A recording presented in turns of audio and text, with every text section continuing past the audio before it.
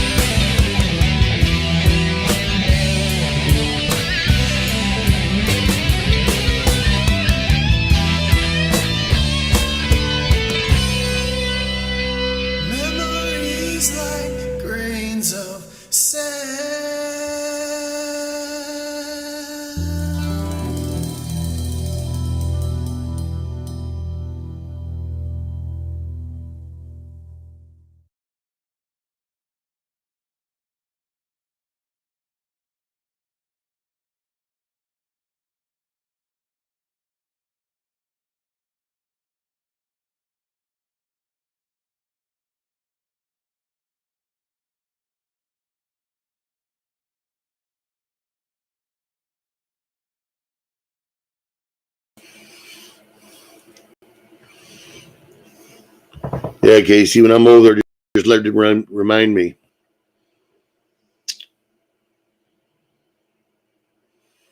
I can take care of that.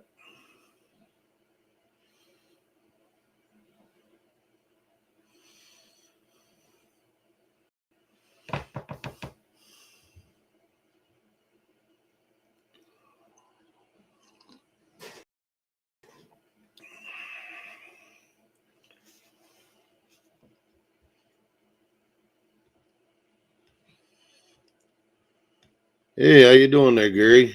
I was a bad guy. Took me a nap.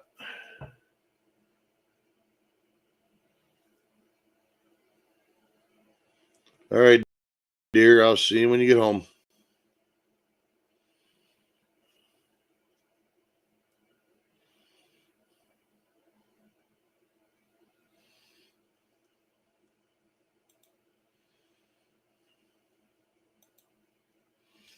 You're still sitting idle, Gary. I figured you'd be on the road already.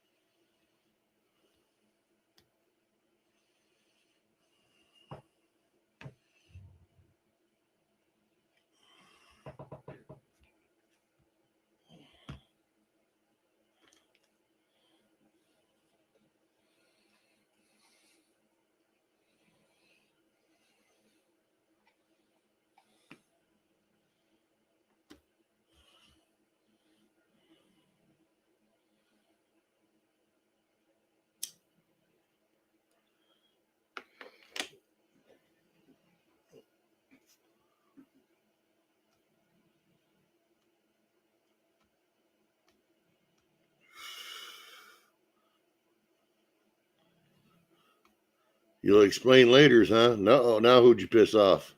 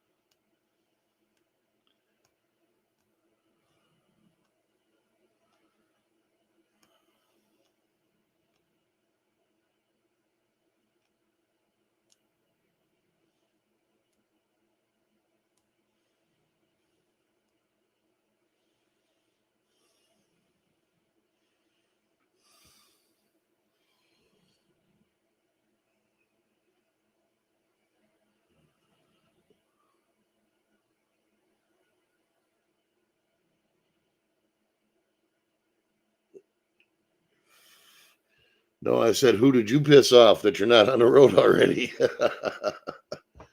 How you doing, BZ? Good to see you.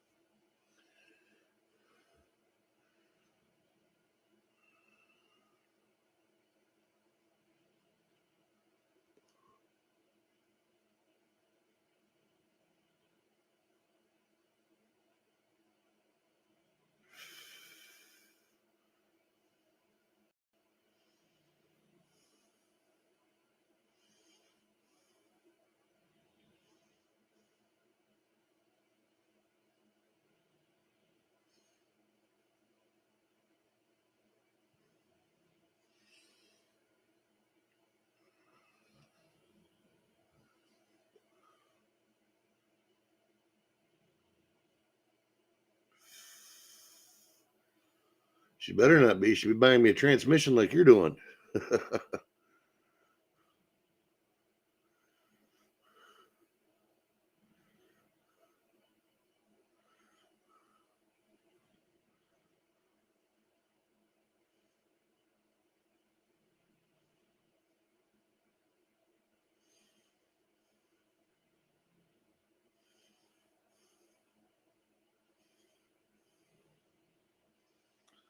Anybody wants to jump up, they're more than welcome.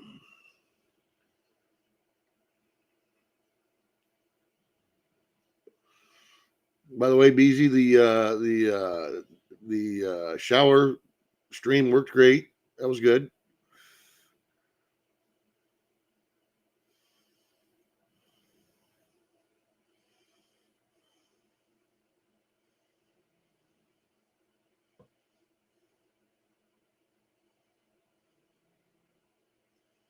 No, I have 4.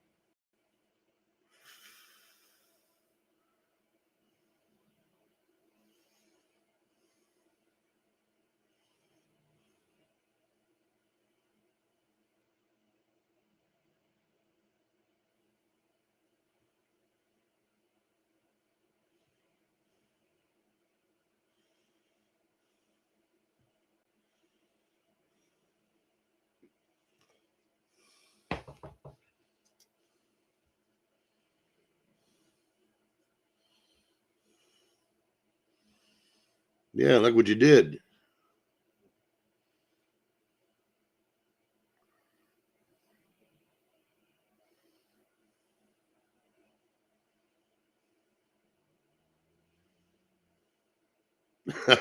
You didn't lose any, huh?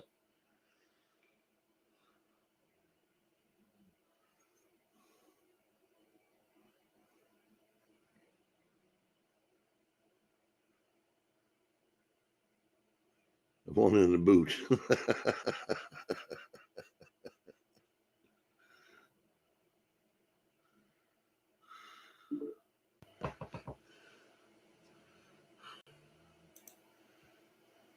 Hey, Hey, how you doing, buddy? Good to doing see good. you. Do I have an echo? Just making sure. I don't know. Do you have an echo? To Do you me, need one?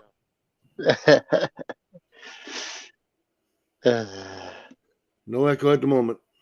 Good.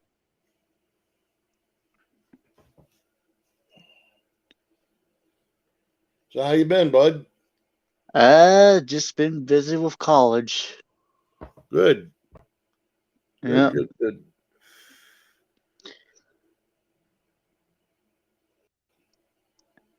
good. VZ.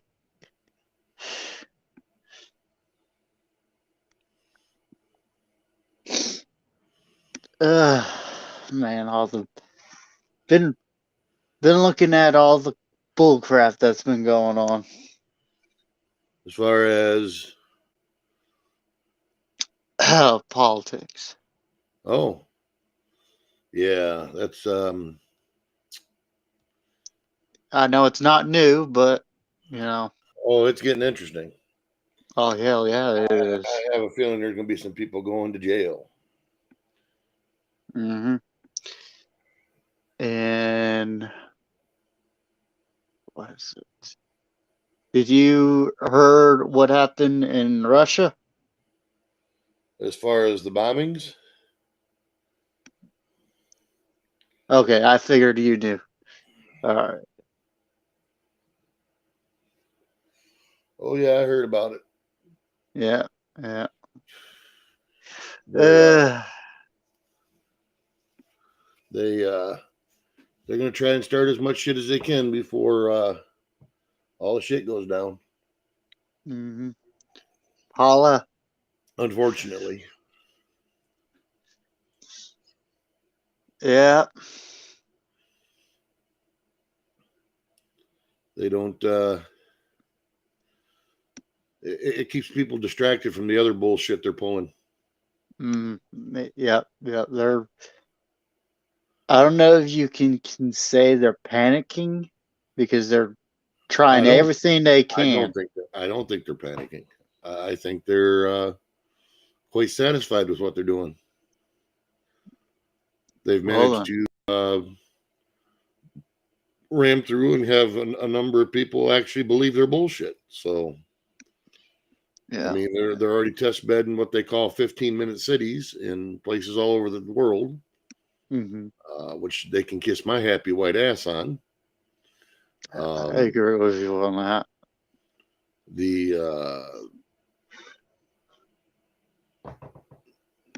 There's many a number of things that right now are absolutely screwed up, but I don't think I don't think it's going to last long. I don't think they're going to have any staying power because there's more and more people each day starting to figure out that something's not right here. Hmm. So they can keep trying all they want, but it ain't going to last. No. It ain't going to last at all. The people are going to be problems to be like down there with Melissa in Australia. They got some digging to do down there for sure. Hmm. Hmm. And Canada. Yeah. That up there is oof. That is one of that's a, you can kind of say, a shit show. Oh, for sure. I mean, what the? For sure. But like I said, more and more people each day are starting to figure it out. So,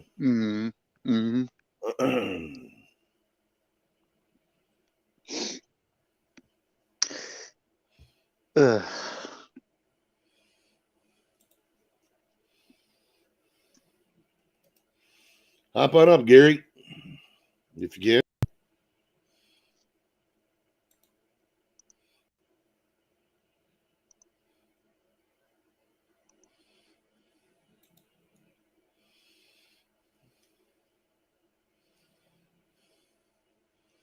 I still haven't figured out why I don't get any notifications from any of your stuff. Huh. I've unsubbed and subbed back up and all kinds of shit, and I still don't get any notifications from you. Weird. I got a couple people like that.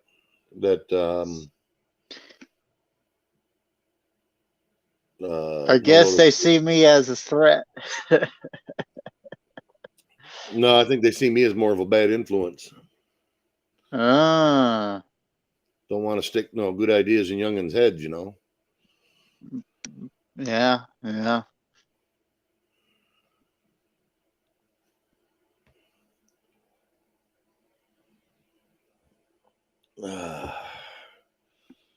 But it'll get interesting. This coming year is going to be interesting. That's for sure. Mm-hmm. And I don't mean in good ways. It's going to be not looking forward to it. Nope. But I think they might want to start paying attention to these people protesting because I think once they figure out that what they're really doing,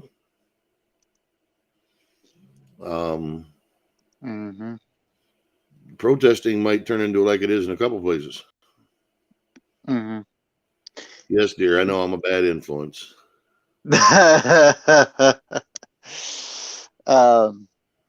Boy, things are really heating up in Brazil.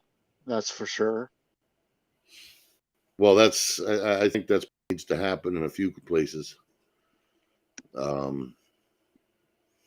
Unfortunately, that might be the only thing that does change things in a few places. Yeah.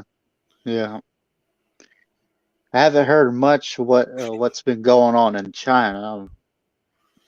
I checked out a couple guys that live there. And they have Kazoo. Damn, you're up late, guy. What's up? Hey, how's it going? Good to see you. Yeah, good to see you too. So you're one of the lurkers in the ground, huh? I just saw that I was in another a video chat, and then I was poking around in the background and saw that you had yours going. I said to the other stream, hey, I gotta check something out, and so I came here. So It wasn't. Because I don't get. I never. Every time you're doing one of these, I'm never around. So You're not quite as intellectually challenging, or what?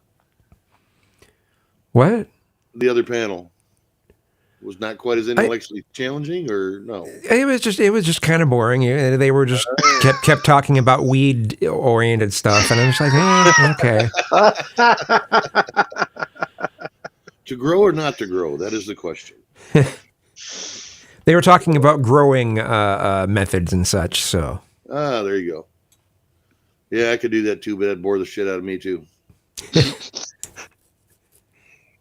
So how you been, man? I ain't talked to you in a while. I've been all right. Yeah, Good. I've been all right. I've caught a couple of your videos. A couple of them kind of puzzled me a little bit, but it's like I was like, damn, I wish I was on a panel because I'd like to have talked to him about that. What's your take on what's going on then? I see some of the videos you posted. Going on with what? With the politics and everything in the background.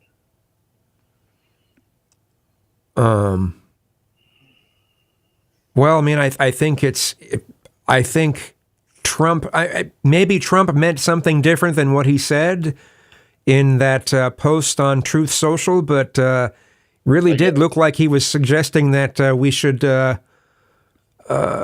basically terminate or suspend the Constitution to because he didn't win, and it's just like, dude, that's crazy. Well, yeah, I agree with you. That is crazy. Now, let me ask you this: do you think any shenanigans went on? Where? In the voting. In the election? I'm sure there were some, but I don't think it's enough that it would have completely changed the election. I think the main reason why Trump won was all of the propaganda, and now we're finding that that places like Twitter were tilted against the Republicans. So, I mean, if Republicans wanted to say much on, same thing on Facebook too, but the main big tech was kind of suppressing both information and opinions. So I think that's the biggest reason why Trump lost in 2020. Well, I can tell you from my state, and the reason I can say this is because I dug into it. And I did this firsthand. I started going through the voter rolls here in my county. I started at the oldest and was working up through the age group. And they had a lawsuit come in and they pulled down all the voting rolls so you couldn't get to them. But I managed to get to about the first 400 or 500. And I was going to go through and verify them, you know. But the first couple hundred, I didn't even have to verify because the very first one was born in 1850. Oh, geez. It took me a long time to get past 1900. So either the conclusion is we have the oldest population on the planet, or there was probably a few hundred people in my county that voted that shouldn't have, that were dead. And here's the thing. We're the only state where they actually got into one of the machines and did forensics on it. And the other problem is they actually changed it in real time while they were looking at the damn thing. Okay. And here's the other rub. In Arizona, they talked about, well, they were having problems with their server because they were being attacked from the internet. And I'm thinking to myself, okay, wait a minute here. Didn't you last election, you tell everybody that none of your systems were connected to the internet? But now it's no big deal. Everybody's swallowing it that all your systems are connected to the internet. So which is it here? So when you say that you don't think it had a big enough effect, I almost have to disagree with you because let's say it was 500 in my county. Okay. Which I'm being conservative on that number. I think it was much more than that. When you spread that across the state, you know, if, a few in this one, a few in this district, a few in that district, those little numbers all of a sudden add up to big numbers. And then add on top of it, as you said, influence from big tech and all that stuff.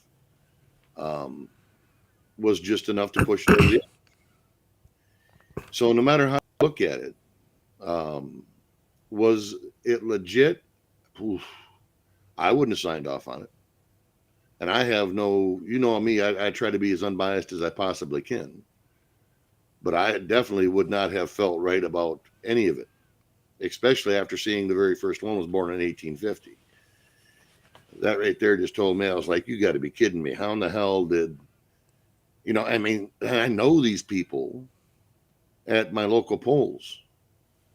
And I went down and actually asked one of them about that. And I got, well, we don't know.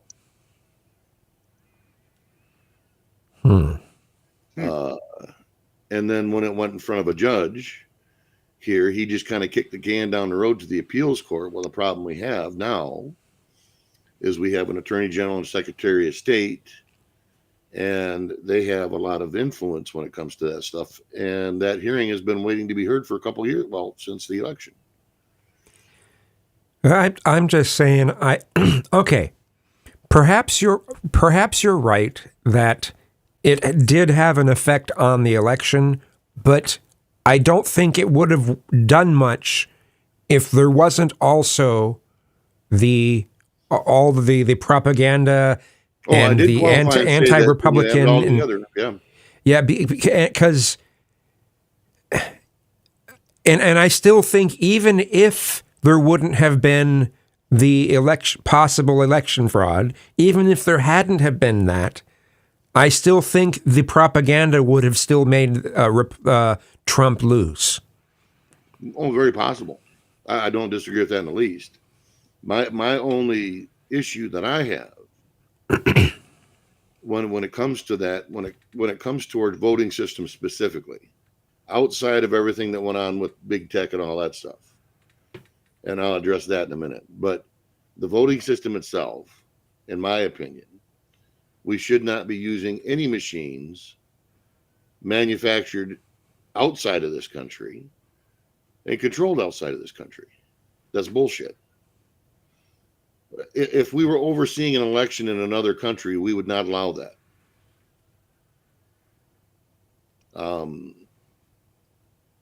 That, in my opinion, right in itself, because the more people that lose faith in that, the less people that are going to go vote. And I think that's a side effect of that. Well, I mean, one of the big problems with this, though, is the major reason for people not trusting the elections is all of this hysteria around this last election. Right. Well, because people didn't like who lost. Well, hold on, no. I'm saying outside of that. Let's forget about who won or lost. Let's just look at the system itself. Now, okay. Here in my state, it's actually in our Constitution that if somebody calls for it, we're supposed to have a recount on the paper ballots. They wouldn't do it. And it's written right in our Constitution, in our rights. So that's one first problem I have. The second problem I have is when you use them machines, I have no way of knowing how it counted my vote. You know, they pull the thing off, the serial number off, and that goes one way, and the ballot goes to the machine, and that's the last time I see it. I have no way of verifying what it actually put in there. And if we were to compare apples to apples, in Atrium County, the one where they did finally manage to get into one, they found as many as 5,000 votes out of 15,000, mind you, that were wrong. And then turned around and come back, and they had been changed again. I think, personally, if they were to have an electronic kind of system where you could continually look back, you have your receipt, and you can look and confirm that this is how you voted, I think that would be a worthwhile system, but some people still freak out. It's electronic; it could be hacked, and I'm like, well, if you're like that, then if people are in the mindset where every system looks bad, then it's just like, yeah, I don't know.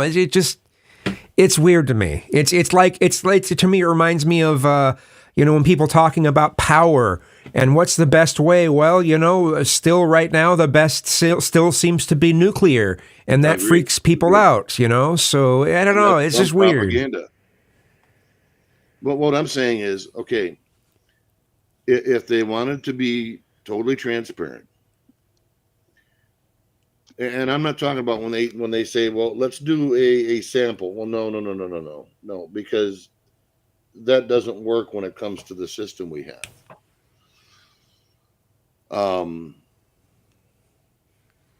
Let's do a comparison. Go back, pull all these. If it's right now, it's irrelevant. There's nothing we can do about it now at this point in time, anyway. But if they wanted to take and ease people's minds that this system is actually legit, well, let's yank out the paper ballots.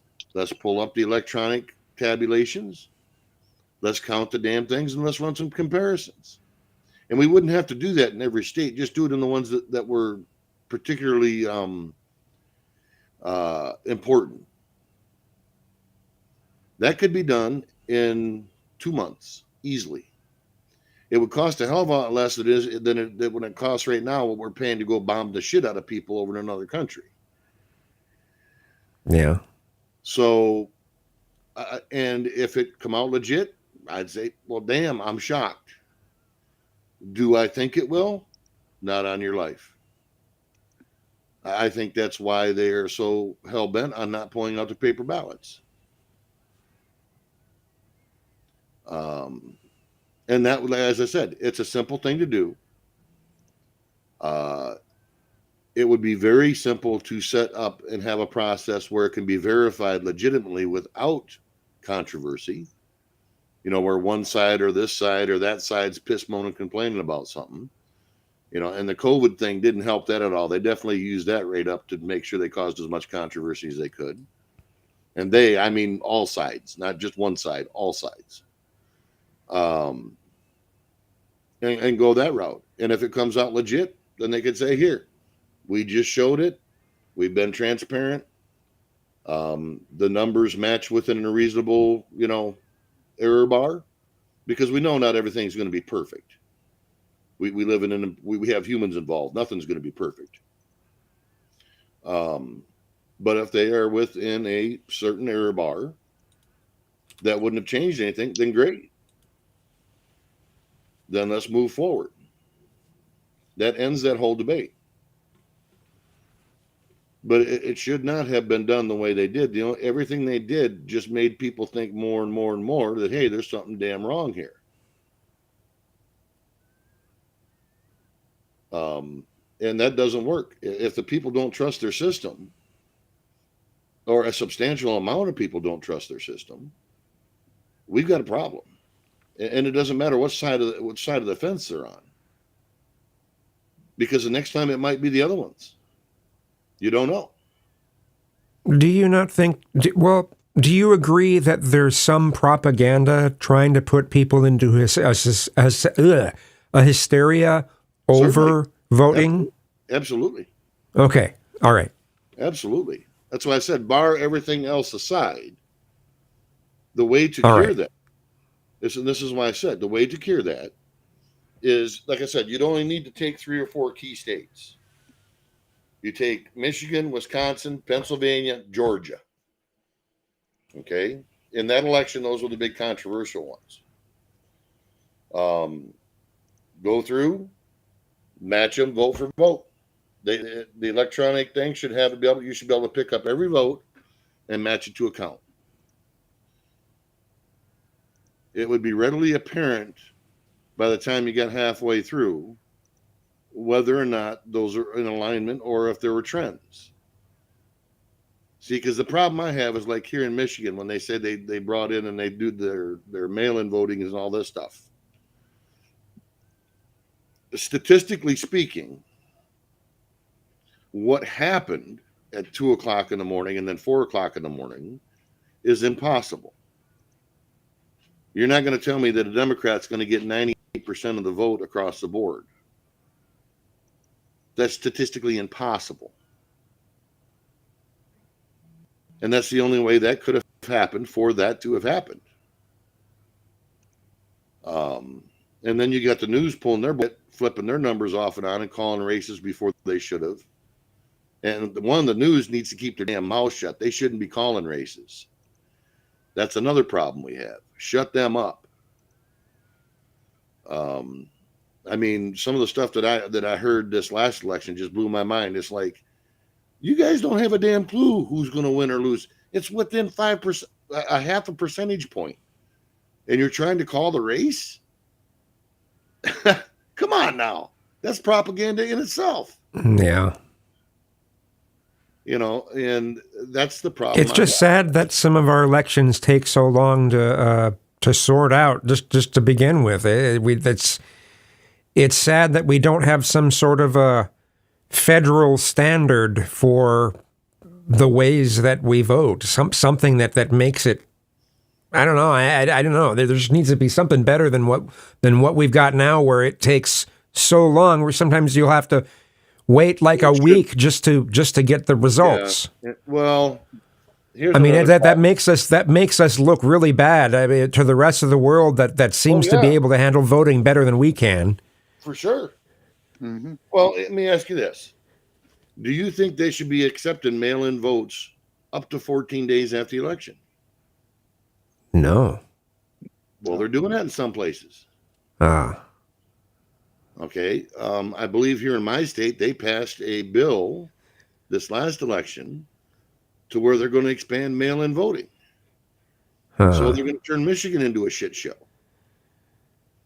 Yeah, it should be. It should have to be postmarked by the date of the election. See, in my opinion, that shouldn't be the case. They should have it postmarked a week prior to, or whatever the average delivery time is. Because it's not. They got like 3 months to do this. It's not like it takes them, the last day. Okay. Yeah, I could see it having it before it as well. That's fine. But just, I think it's silly to make it, to be able to make it after the actual voting day. So that's all I was saying. Yeah, that's nuts. And the other problem I have with that is there's no chain of custody when a ballot is going through the mail.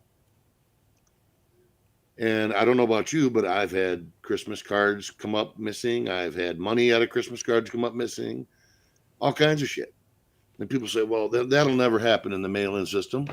The hell it don't. Wow, my wife's home early. What's up with that? Because what'd you do?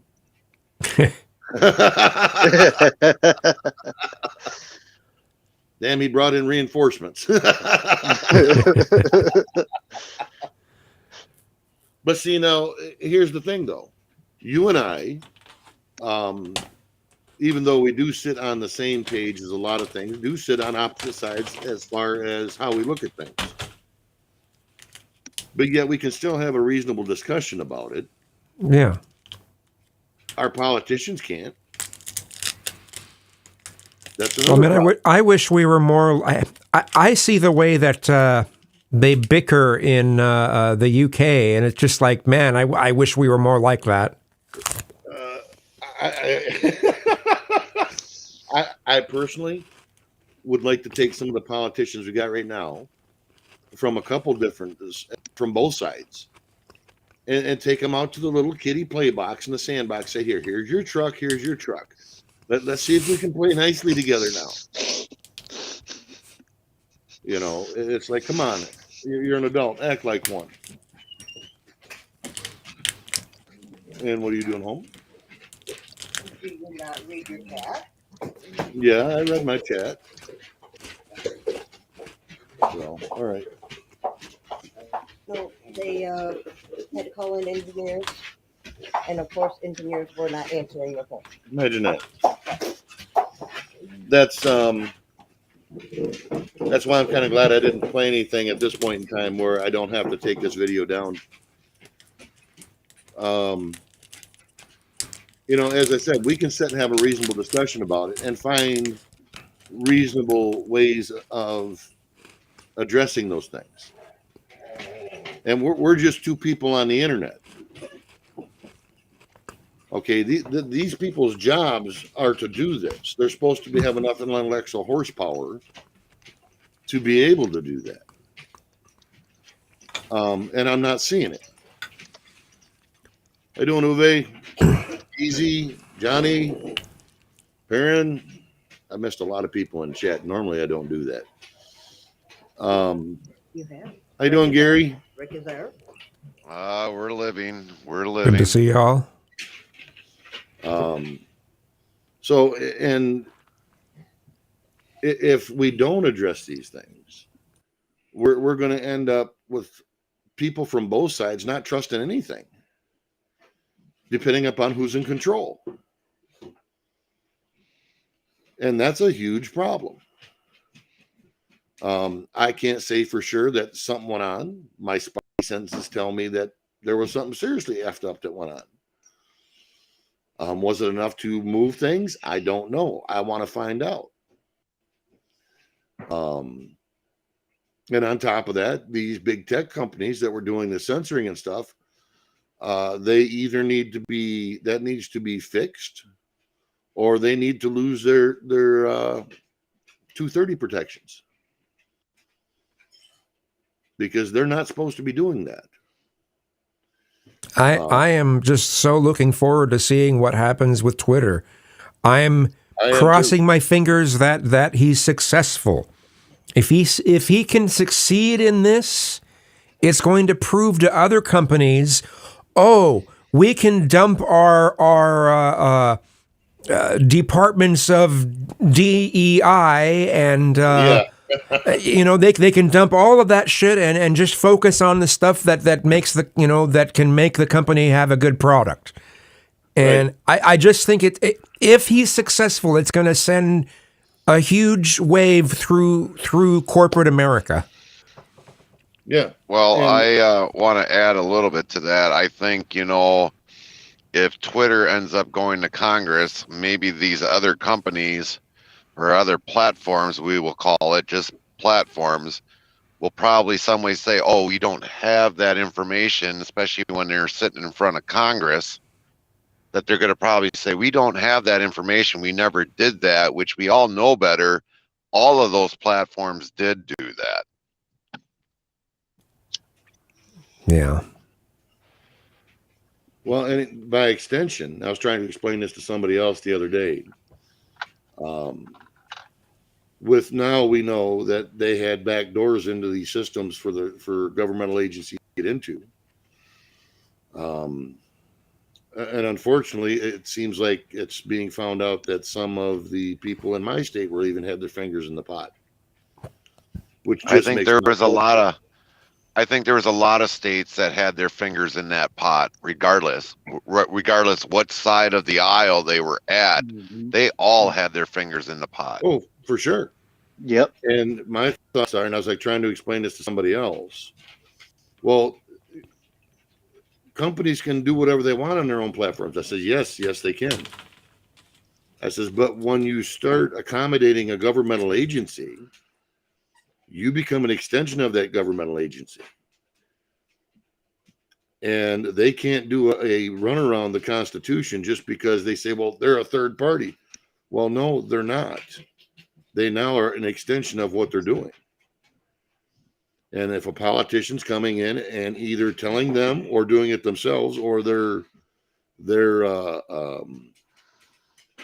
little committee of whoever believes what should be appropriate and what's not, then they no longer are unbiased, which I find hilarious considering I got 2 strikes on my channel and YouTube sending me a thing saying, well, would you fill out a survey to see if our algorithms are unintentionally biased?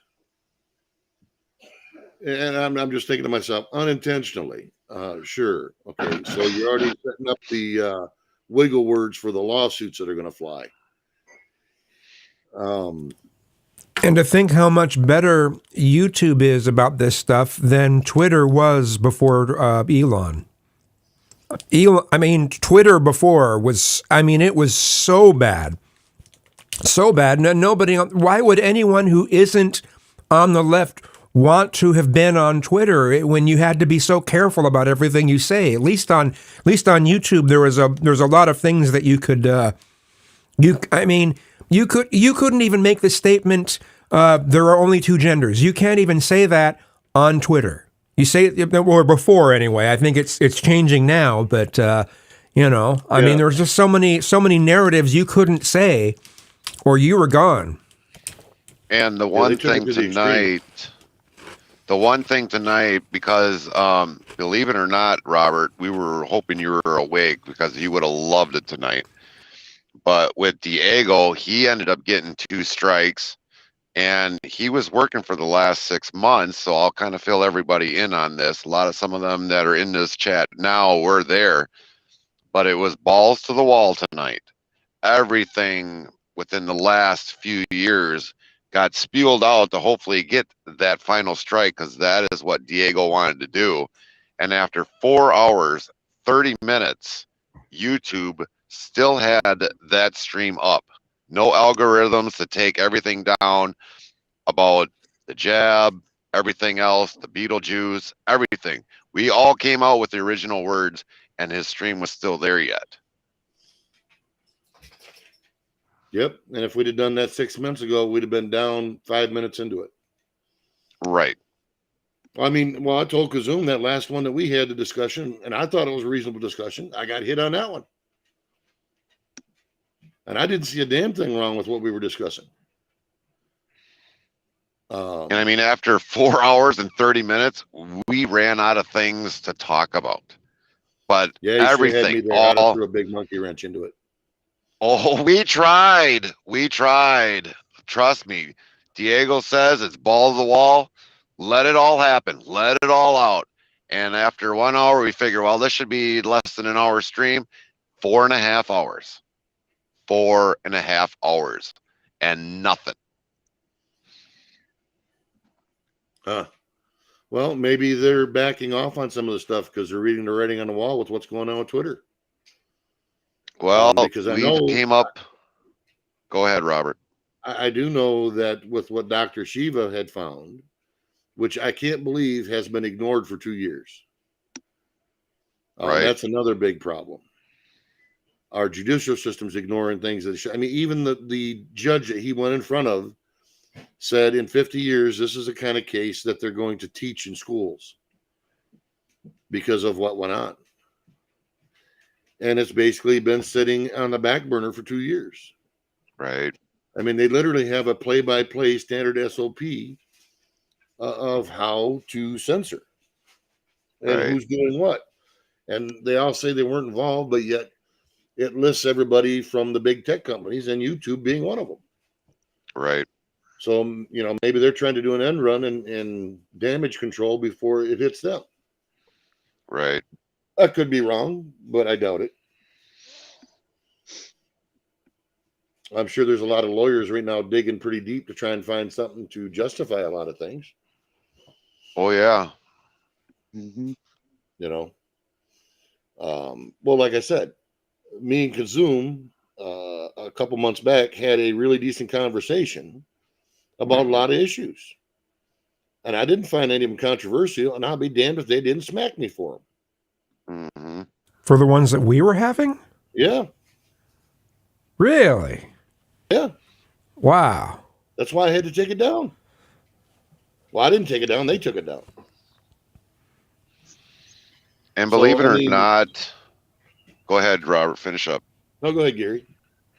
Well, Gerald was in that panel discussion tonight.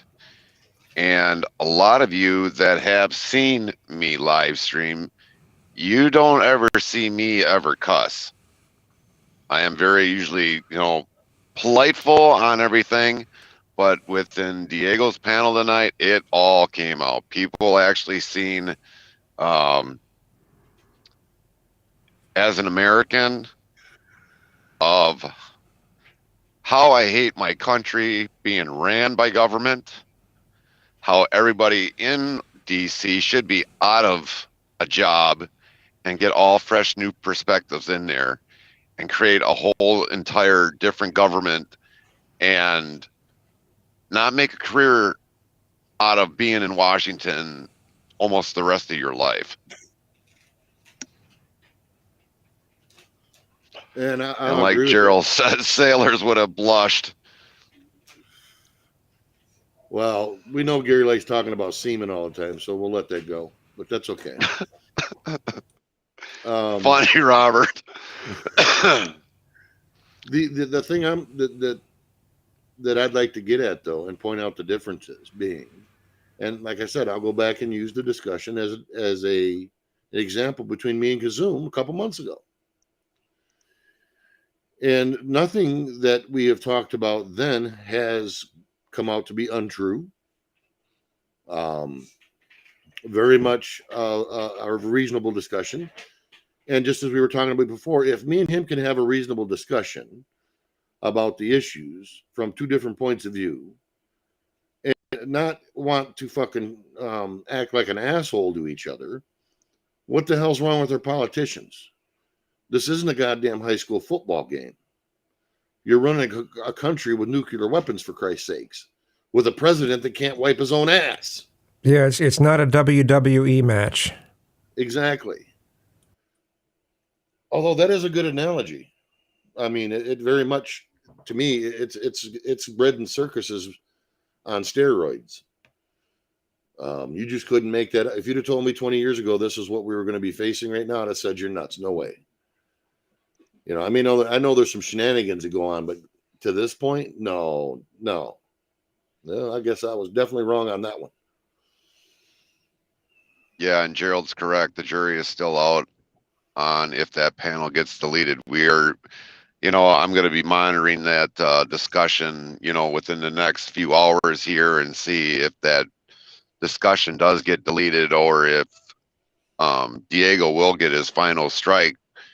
He's ready for it. He's prepared for it. And he mentioned that if I'm going to get a strike, I'm not going to go. Oh, you cut out there, Gary.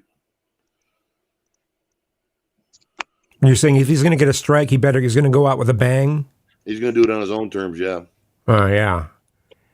And I don't blame him. I mean, well, he got a strike on a stream that he was not on, nor in control of, even though it was just being streamed on his.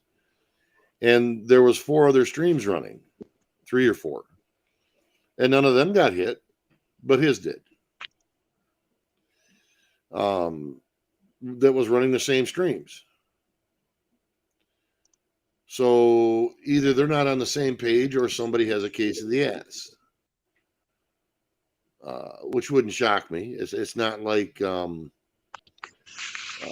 if you say something to somebody that they'll hold that and use that to nudge things in certain directions. It's certainly. I mean, I've caught Google employees in people's chats a couple times now. I caught one in Gary's chat the other day. All right, Gary, no problem, guy.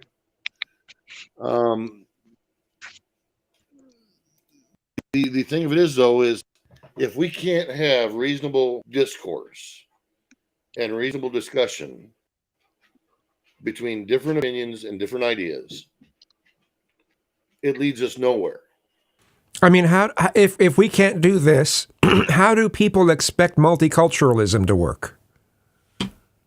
How do they expect politics? Yeah, but I'm just saying, so many people on the left are pushing for this idea that we should have all these different cultures and we should accept all these different cultures, and it's just like, yeah, but if you can't even handle what's already here and already established, then how are you going to handle radically different? I mean, it's stupid. Well, it's beyond stupid. It's impossible. They want to take the idea just because they have an idea and make it reality. And the problem is the reality doesn't line up with actual reality. Yeah, their virtue signaling, their virtue signaling utopia cannot exist. It just can't. No. It doesn't. That's not the real world we live in. And yet everyone is judged. So many people are judged on how much we push this fake virtue signaling crap. I wish I could word it better than that, but Yeah. Yeah, let's try to keep it at least PG-13, and I'll try to leave this one up.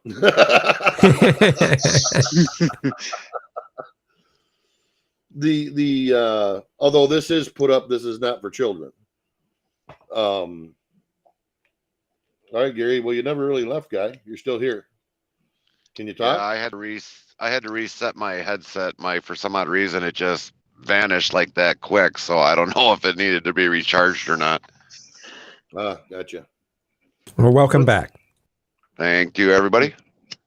And the next thing, Kazum, is how is anybody supposed to have an opinion on any of the issues today if you can't talk to people and flesh them out in a reasonable manner? That's how humans work. That's how problems and answers work. You don't just look at the problem and say, bam, there's your answer. No, it doesn't work that way. And like you said, with what they're trying to do with multiculturalism and all that stuff, wait a minute here. I have no problems with other cultures. What I do have a problem with is if you're going to come to a country, I don't care if it's the United States, Canada, England, France, wherever, it doesn't matter. It's not on them to conform to you. That's you're coming into their home. They're not coming into yours. Same as if we're going to like Qatar, Yeah, like with the World Cup, yeah, and it's just like, did people seriously think it would somehow go over well with these rainbow armbands and stuff? Did they really think that would somehow go over? Oh well, if we just. I have to laugh at some of the reactions people have had to that. I'm just like, the virtue signaling doesn't work everywhere else. Hey, what a concept! Yeah, imagine that. Yeah. Well, here I'm gonna go crack a beer right out in front of it in Qatar, and we'll see how long it takes me to go to jail. That's the thing. They still very much live under a theocratic. Yes, a theocratic system for sure.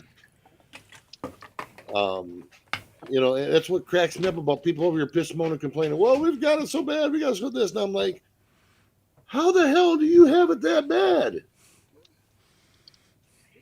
We're so oppressed. We're just so oppressed. Oh yes, microaggressions. Yay. Yeah, words are violence now. The one thing that Gerald did mention, though, is a lot of us grew up without the internet. And now we almost revolve around the internet. You've got people in society today that can't leave their phones down. You got people at family gatherings, they got their heads buried into their phones. And my wife will say, well, that's rude. I was like, how is that rude for me? Everyone else has got their heads buried in their phones. How is that rude for me? We all revolve around what's going on with modern technology, watches, notepads, phones, anything else that relates to technology. And we can't, we always got to have the newest, the latest of this or that, but not realize what's going on with our government of how they're using these electronics towards us. Oh, for sure. The data collection. Yep. Well, and the influence.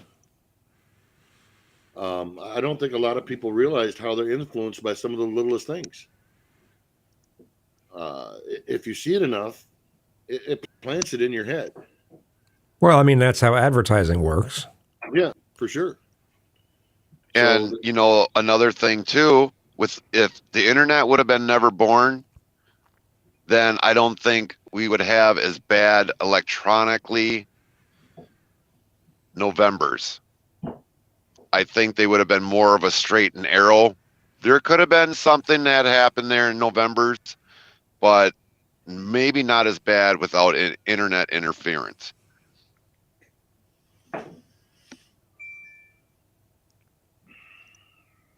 He's speaking of what I was talking about.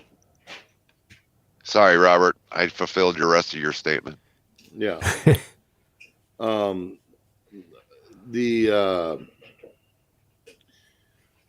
what it boils down to, in my opinion, is you have a couple of generations who have lived lives, for the most part, in a moderated world where don't say bad things to me because you'll hurt my feelings. Well, I hate to tell you, the real world isn't a moderated world. Never will be. And free speech doesn't mean that you have the right to moderate someone's speech. But free speech also doesn't mean you have to listen. Works both ways. I can't believe how many articles I've seen that basically, they don't word it this way, but they basically say that free speech is a threat to free speech. What I mean by that is, like, what Musk is saying he wants to do to Twitter is a threat to free speech. Allowing everyone to speak freely is somehow a threat to free speech. And the way they somehow, their rationale for that is that, oh, well, if people can be bullied for their opinions, then they won't state their opinions. And I'm like, well, maybe their opinions are shit. So I don't know. So it's just weird. I mean, just article after article. Sometimes I think I even saw something from MSNBC suggesting this sort of thing. I'm like, are you kidding me? They're afraid. They're afraid of losing the control because for so long they've had the control of the narrative. I even saw there was a clip I saw where they were like, well, it shouldn't be other people's job. That's our job to tell people what to think, right? And they were just like, are you? Wow. They said the silent part out loud, I guess. But. Yeah. The one thing is, it's like you talk to somebody and, like, yes, with the free speech, it's like back then, I mean, we could literally tease somebody and they would take the joke. But like nowadays, if you just say, hey, Massey Ferguson and blah, blah, blah, blah, you're not doing this right. What are you, slow today? All of a sudden, it's like they'll curl up into a ball, go cry in the corner. It's like, grow a pair, for crying out loud. We have become so weak, emotionally and mentally. We've become so weak. It's just pathetic to look at. Really is. I used to, 10. That's toxic masculinity. Yeah. Men aren't supposed to be men anymore. Fuck that. I want my man to be able to protect my mouth. What was that comment?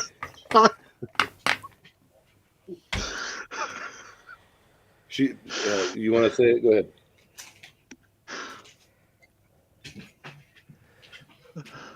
I said, fuck that. I want my man to be able to protect my mouth because I do have a big mouth at times. I can't remember who this was I was watching, and they made a good point when it comes to what they're trying to paint men into a corner about. And he says, with all the banding about how they want sensitivity and they want this and they want that. And he says, well, in all truthfulness, most women don't mind if their man's a bit of an asshole if he's the kind of guy that will stand up for them. Because he's going to be the kind of guy that isn't going to back down when somebody comes, oh, I need a cry, Tanner, a huggy. I'll give you a huggy. Come on over here. I'll slap the living shit out of you. Huggy? That's a fucking diaper.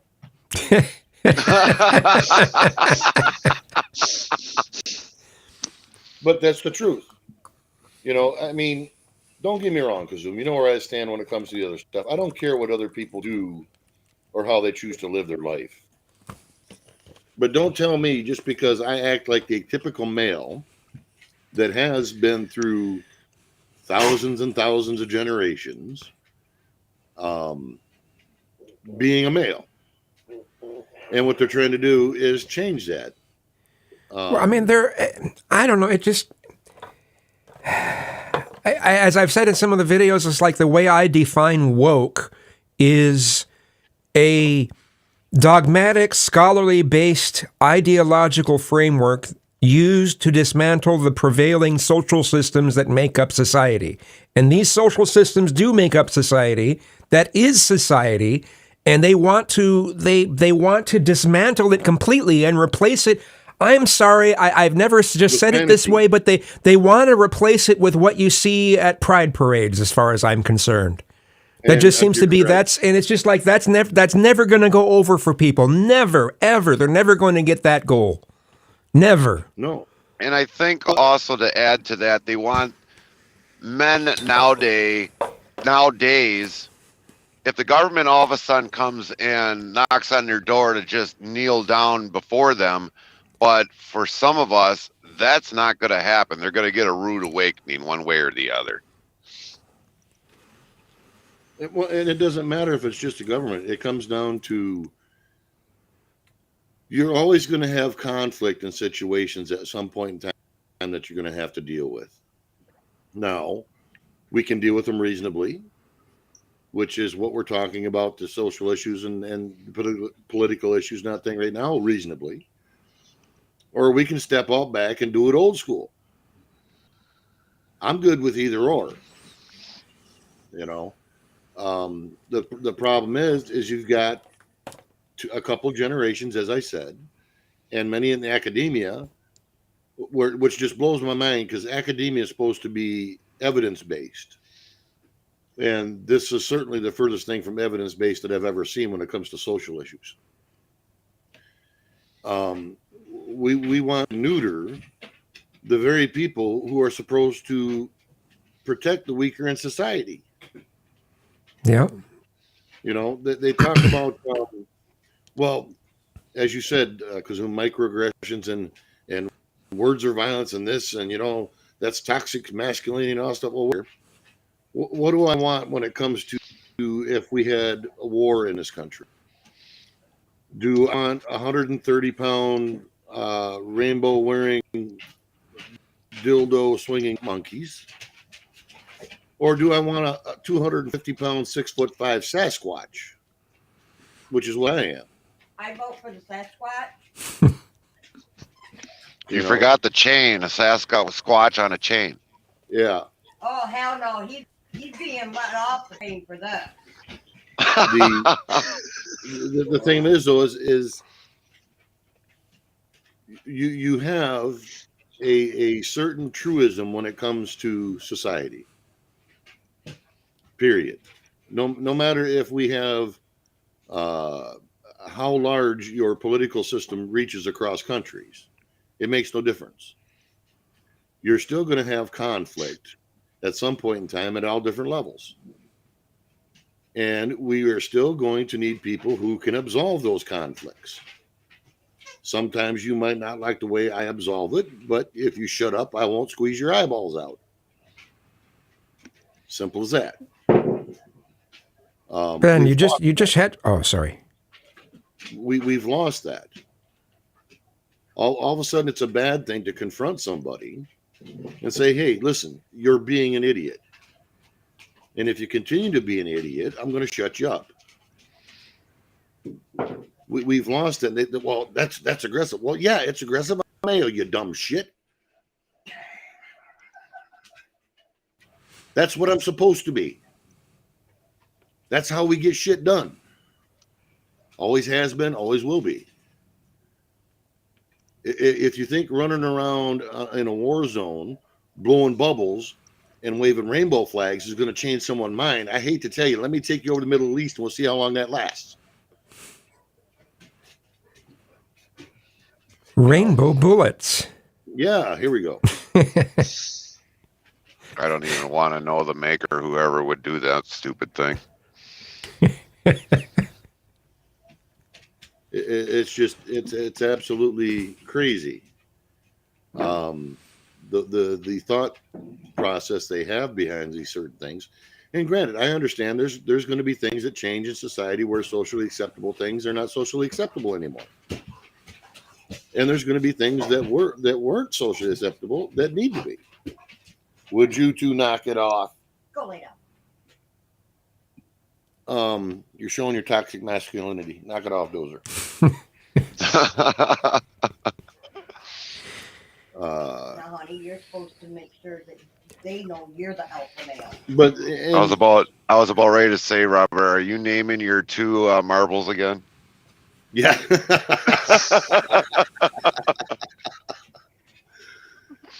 But that's what it comes down to. And if you can't have a reasonable discourse, a discussion about these issues, then there's no way you can have elections that are reasonable because people aren't informed. How do you have an idea when you have no way of you've even talked to have formed an opinion? All people seem to know is what team they're on and the fact that they hate the other team. And there you go. Hate. Hate. Actual hate. And each side wants to try to pretend that their hate is based on love.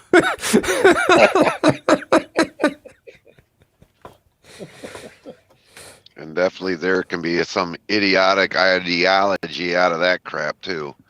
Yeah. So I guess my thoughts are when we go back to talking about the platforms and stuff, I'm of the opinion nothing should be censored unless it's a direct threat towards somebody. Yeah. Or if they're trying to cause harm to somebody. Beyond that, if I say, well, hey, take your rainbow flag somewhere else or whatever, you shouldn't go, oh, it hurt my little feelings. Oh, cry. Here, I'll get you a fucking towelette. How's that? How about a nookie? I do wonder how it's going to go over in the UK where they have laws where hurting someone's feelings can land you in jail. That's nuts. It is nuts. And it's what's really sad about that is those people will end up in jail, but the people who are really that are committing actual crimes don't get it. You know, the system just lets them off. So, yeah, the UK is getting crazy in that regard. So I'm wondering what's going to happen to Twitter in regards to, are they going to have to go by the laws of the UK? Are they going to be held back by the laws of the UK? I'm just kind of wondering. Well, okay. I'll address this in a different way. In all of the Commonwealth countries, be it Canada, UK, Australia, they aren't even allowed to defend themselves when somebody breaks into their house. That should have been the stopping point when the people said, oh, no, hell no. But they're all just like going, well, they're just going to steal a TV. How the hell do you know that? And frankly, my house isn't a shopping mall. You know, if you think you're going to walk into my house, take my shit, or threaten me or my family, you're going to end up with a couple extra orifices. Just it's plain and simple. And that's the other thing. When there was a article I read, this old man, he was like in his 80s, and a couple of teenagers broke into his house, beat him up. He managed to get a hold of a cricket bat and beat the living shit out of him. Guess who went to jail? The guy with the cricket bat. The old guy with the cricket bat. Yep. Because he used a weapon against him. Mm-hmm. I'm thinking about I just even here in Tacoma, and this isn't San Francisco. I'm in Tacoma.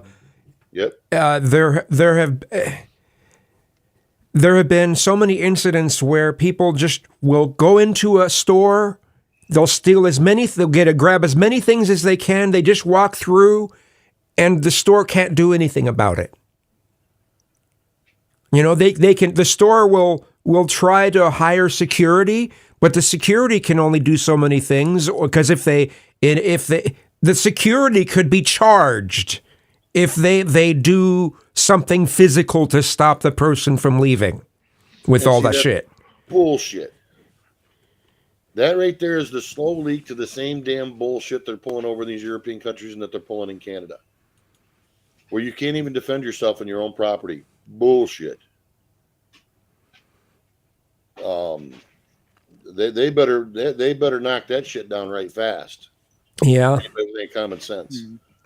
And I I don't like admitting this, but this sort of thing seems to be happening in places that are run by liberal values, by leftist values versus on the right. I don't hear of these kind of stories happening anywhere that's run by the right. I just don't hear about it, you know.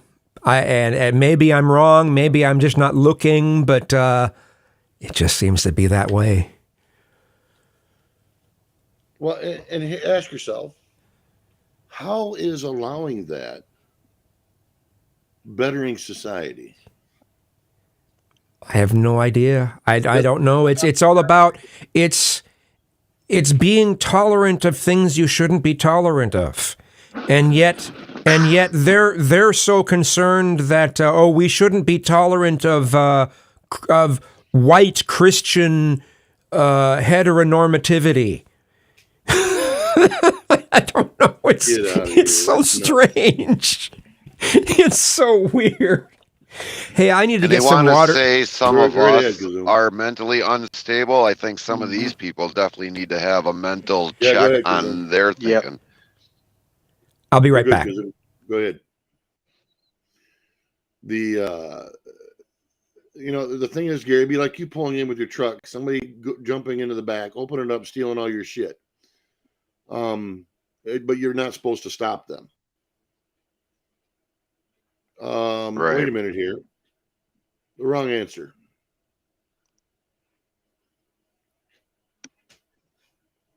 It's just crazy. Whose answer he's referring to there, Robert? Pardon? Whose comment were you referring to? All of them. Oh. You can't you can't allow that to even creep in my opinion. Right. Because when it becomes illegal to defend yourself or your home or your property, then you have nothing, essentially. Right. And now granted that there's people say, well, the one that I heard was, well, they're underprivileged and all this stuff. They should be allowed to do. I'm like, excuse me? Underprivileged. Man, I just maybe I'm interrupting. It's not actually where you've went, but this notion that, oh, this group of people are oppressed, so let's let them commit more crimes. Horseshit. Isn't that what's happening though? Isn't that the mindset? Absolutely. People have one thing that boils down to when it comes to living in society. And as an individual, you make your individual choices. If you don't like your individual choices and the outcome, then make different ones. If you don't want to get shot for stealing people's shit, then don't steal people's shit. Pretty simple answer. If you want a better life, then get off your ass and make a better life for yourself. This is the stop making a paycheck off of our government and us that are working. Well, what I'm saying is, everybody in this country, I don't care where your background's from. It's like anything else. If you put your mind to it, you can be successful in this country, no matter where you're from, or your background, or anything. It doesn't make a damn difference. And they say, "Well, yes, they're oppressed in this bullshit." Well, I mean, It's getting less that way as time goes on, though. I mean, as things have become, as fewer companies are having more control of more things, and smaller businesses are harder to make it. Hey, It's I don't know. Hey, how's it going? Yeah. keep talking, Kizumi. I'm just here. You continue on. Hi, Nexus. How you doing, Rob? And you know, you're Hi, making a good Robert. point there, Kazoom. Yeah, Kizumi, The, please continue on. Just I'll talk after you're finished with your point. I like your point. Well, unfortunately, because of weed, I slightly forgot where I was going. So I'm sorry.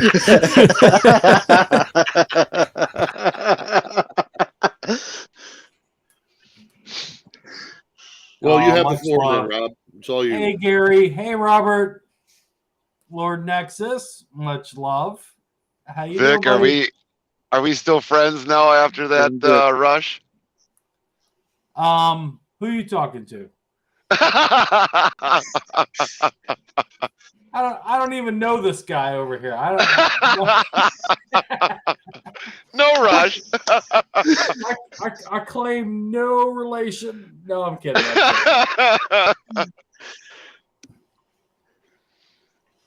Did you have something you wanted to add there, Rob? I got one. You know, do I have anything I want to add? A little bit. And it's mostly focused towards Nexus. And Nexus did a video talking about why. And that video is actually it's actually more powerful than I think you even realize, Nexus. Huh. That was the name of the video. Right? Yeah. Okay, I wanted to make sure I remembered the right name, and I think that video, and this is probably in no relation to anything you guys are talking about. I apologize. I just wanted to, but I saw Nexus up here, and Robert, you know, much love, you know, just wanted to pop up and say hi, but I actually popped up because of Nexus and the video. Why?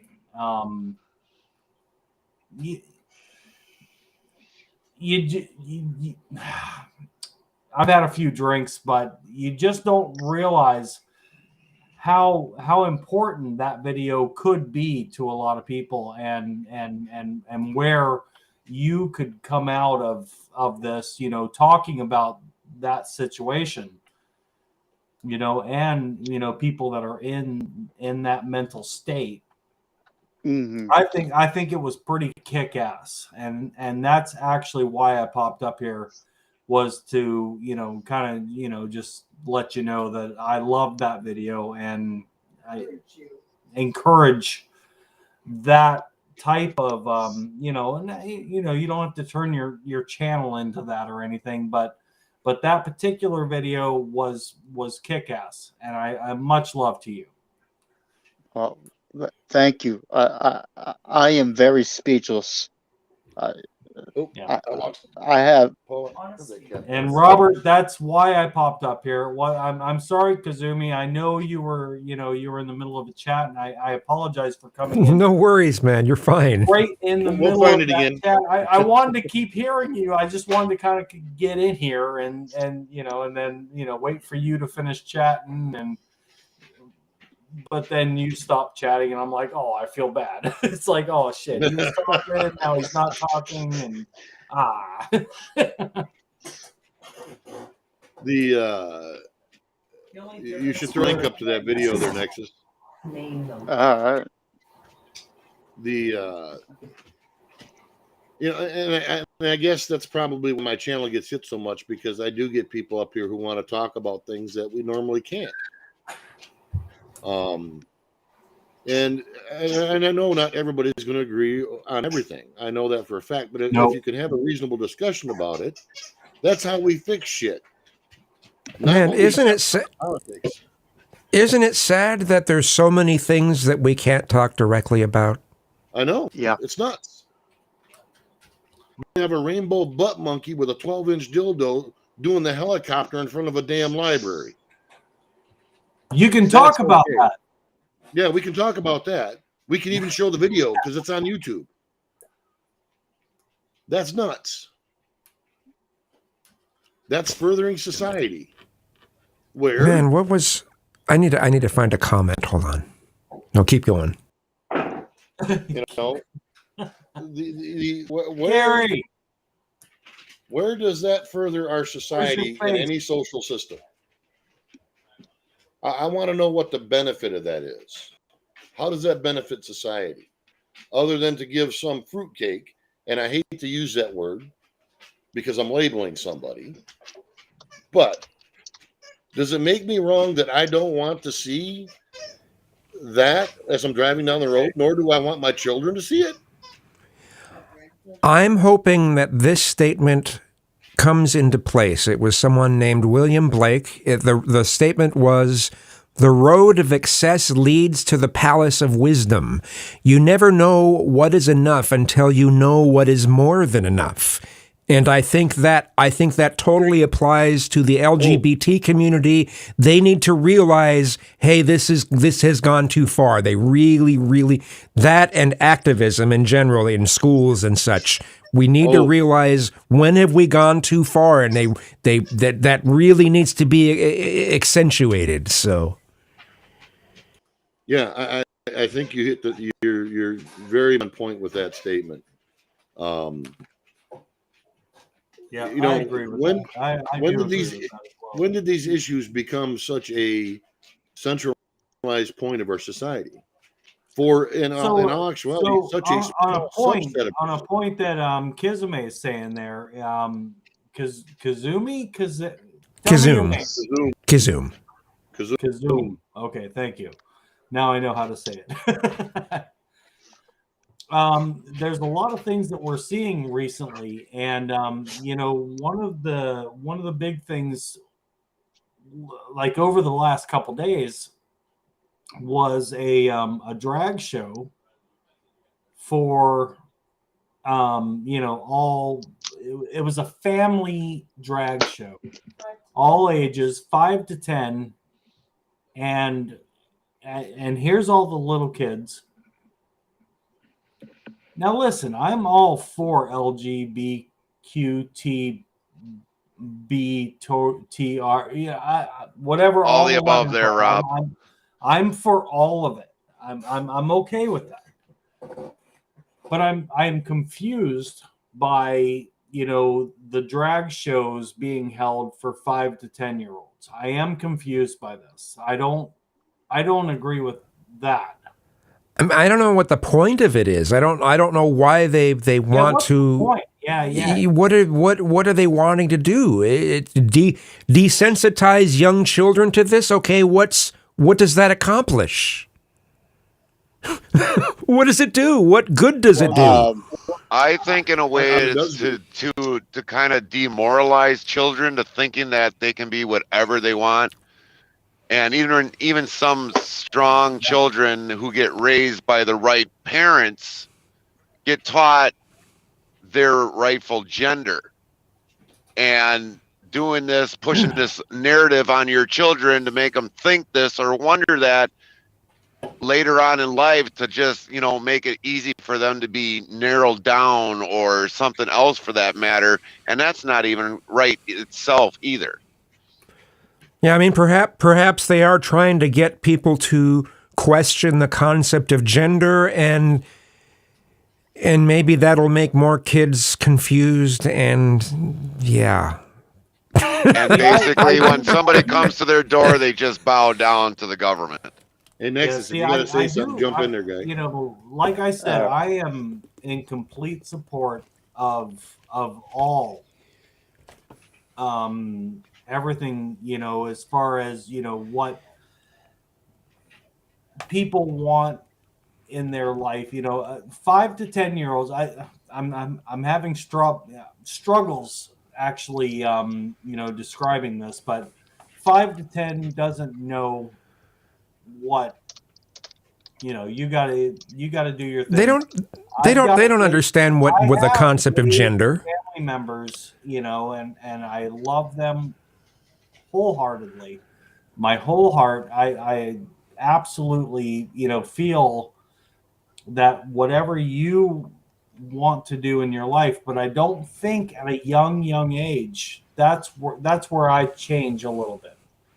Yeah, a 5-year-old can't decide what their gender is. You just wait. I mean, if you can't get a tattoo until a certain age, and then your parent has to sign a waiver or whatever, it should be the same thing for declaring that you're a different gender than what you were born as. Yes, and here's the other thing. It's a hard one, but this is something that I do agree with you. They can scream up and down about this. And when you have a large number of people who transition through that and later in life commit suicide, now is it their gender that's a problem, or the lack of mental health that's the problem? Good question. Definitely good question. Yeah, that's where it boils down to, is because if you're confronted stuff as a child, you're very impressionable. And if those things are leaning in and they become a conflict as you become older in life, because face it, some people are stronger than others, some people aren't. And if they can't handle it mentally, is the problem their gender? Or was it because they have a conflict in their own mind that they can't rationalize because they've been exposed to something that makes no damn sense? To them, it probably made sense at that young age, but when they get older, the pressures that they get from society drives them more into deeper depression to commit suicide.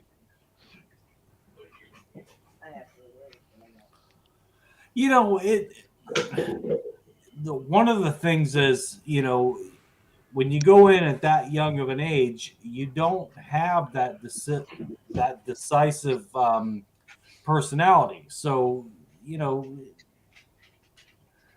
say you're 7 years old, you're 8 years old, and you really Joey really loves Johnny, and it's like his best friend,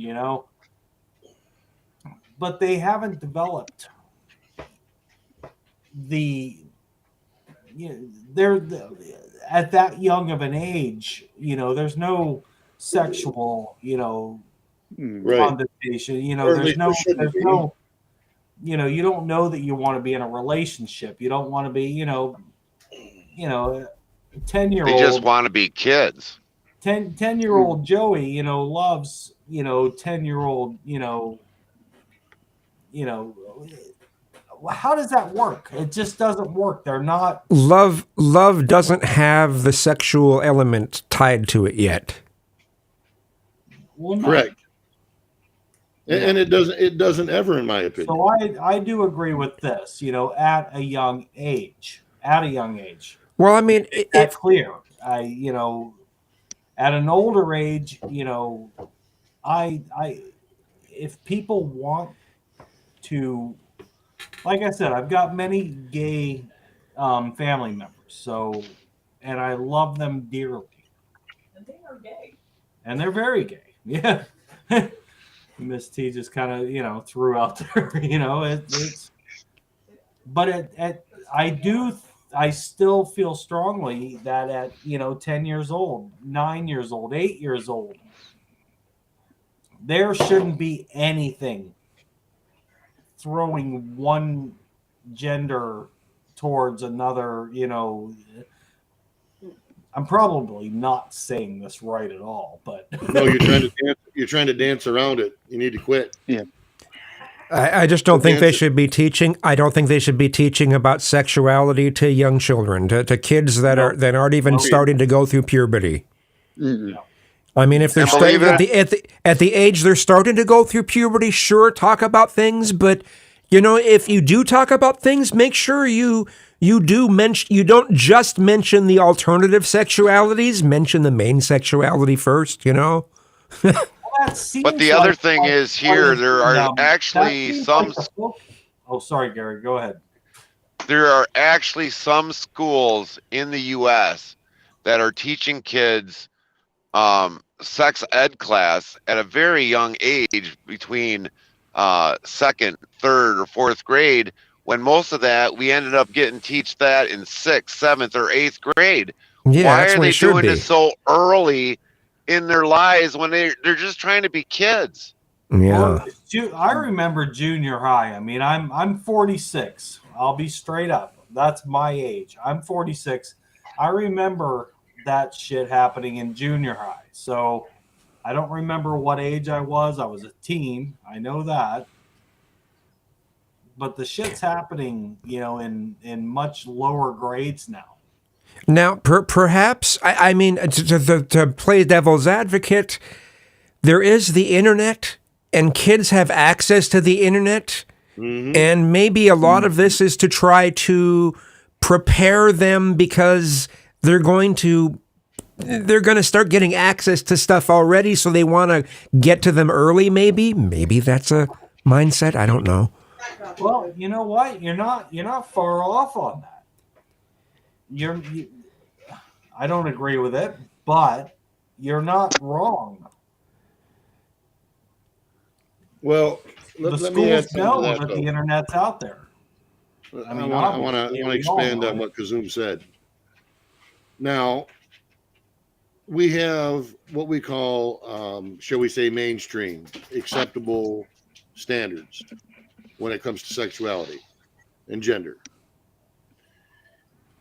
And then we have alternative, which would be considered, lesbian, gay, stuff like that. And then your next step is trans or whatever. So does that mean now we should start teaching them about sadomasochism and bondage and all that happy shit too? Well, according to Balenciaga, we do, right? And if it deals also with drag queen shows, I mean, that's some of that's in there probably as well. Well, but that's my point. Is they're trying to take, and don't get me wrong, I don't care how someone lives their life, but it doesn't mean that society should change or conform so that they can exploit the idea of that because it's their own, and it happens to be a smaller subset. I mean, society shouldn't have to condone or support anything. They should be tolerant of things, but that's not the same thing as supporting or condoning. Exactly. I mean, it's not. Exactly. Those are different. Those are different, and people seem to be under this impression that society should condone and promote everything except for the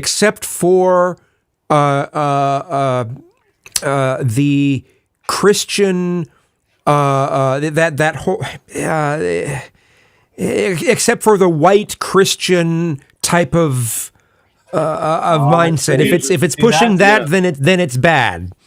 Right? that's where the problem comes in. Well, but see, I got a question for the chat there. KC, what is that I need to rethink?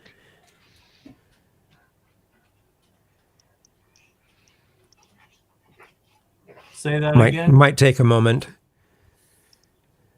Gary, say that again. KC down in the chat said, "We the people, you need to rethink that statement." What statement do I need to rethink? Oh, okay. I don't know that. Well, and the thing of it is, we've been so hammered through Hollywood, social media, corporations, things like that, where they've used that as a tool in expansionism when it comes to those ideas, and make it to be much more prolific or look more prolific than what it actually is. I guarantee you, there isn't a drag show within 300 miles of me. That we know of. Well, there might be somebody dancing around in their bedroom, I don't know, but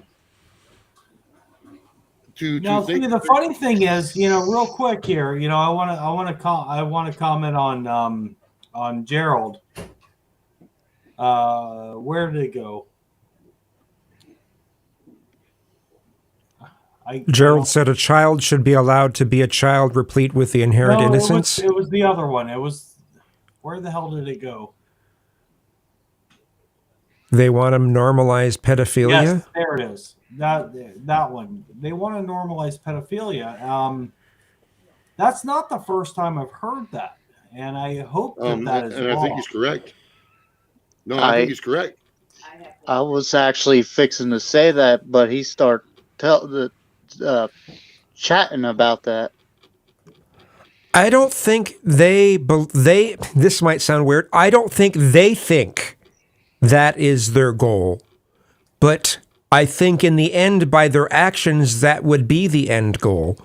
Would be to garner some sort of acceptance of pedophilia. The thing that's going on is they're wanting to introduce sexuality to people at younger and younger ages, and it's inappropriate. It's wrong, but I don't think it's right to label that just by itself as pedophilia. Maybe, as it said, it might inadvertently lead to pedophilia, but I don't think that's the goal. I don't think that's the goal at all. Well, And okay. to KC's comment there, you said grade 6 or 7. That's 12 to 13 years old. Are you kidding me? Hey, I was taught it at that age in 6th or 7th and 8th grade. What do you find, KC, to be a suitable age for a child to learn about sexuality and sex ed? Yeah, I think 6th grade, maybe even 5th grade, but I think 6th grade is a pretty decent year to learn that. Do you learn that in middle school? Yeah, I don't know. It depends. The problem we have when it comes to that, some kids mature faster than others. Period. Yeah. That's true, but you gotta look at averages. Well, I'm not disagreeing with you on that, but I want to hit 2 points here, and then I'll shut up. One is that point about when is appropriate, and my question is, teaching sex ed is much different than teaching social acceptance and ideologies. Okay, understanding how the human body works and what happens when you put the square peg in the round hole, shall we say, and the outcomes of those. Okay, that's sex education. When you start teaching lifestyles, it's no longer sex education. You're teaching social classes, which should not be happening. There's a difference between understanding how the human body works, male and female, which is what we should be teaching in sex ed. Well, that's Period. what I learned in sex ed was, but that's what I'm saying though. But when you start going outside the norms, where kids don't have the grasp to understand what it means to be gay or lesbian or trans or whatever, they don't have the tools for that shit yet. They don't have enough experience in society for that kind of shit yet. Now, that's not to say that they may not feel or see or do things certain ways. That's part of being a kid. Part of figuring out who you are. Nexus, can we ask you how old are you? 24, will be 25. 24, and you're doing college courses, right? You're in college, you're doing university. Mm-hmm. Okay, so you're a lot younger than all of us. Your sex ed. What did you just give us a brief, not a long story, but give us a brief of you've just graduated high school not too many years ago. What do you got? So when I started to learn about, sex education, it was 7th grade. Okay. and we didn't go into like hardcore details. We just talked about the organs and how they function and such. Your typical sex education. But after that, there wasn't much that was taught. Unlike No. today, with certain things that should not be taught.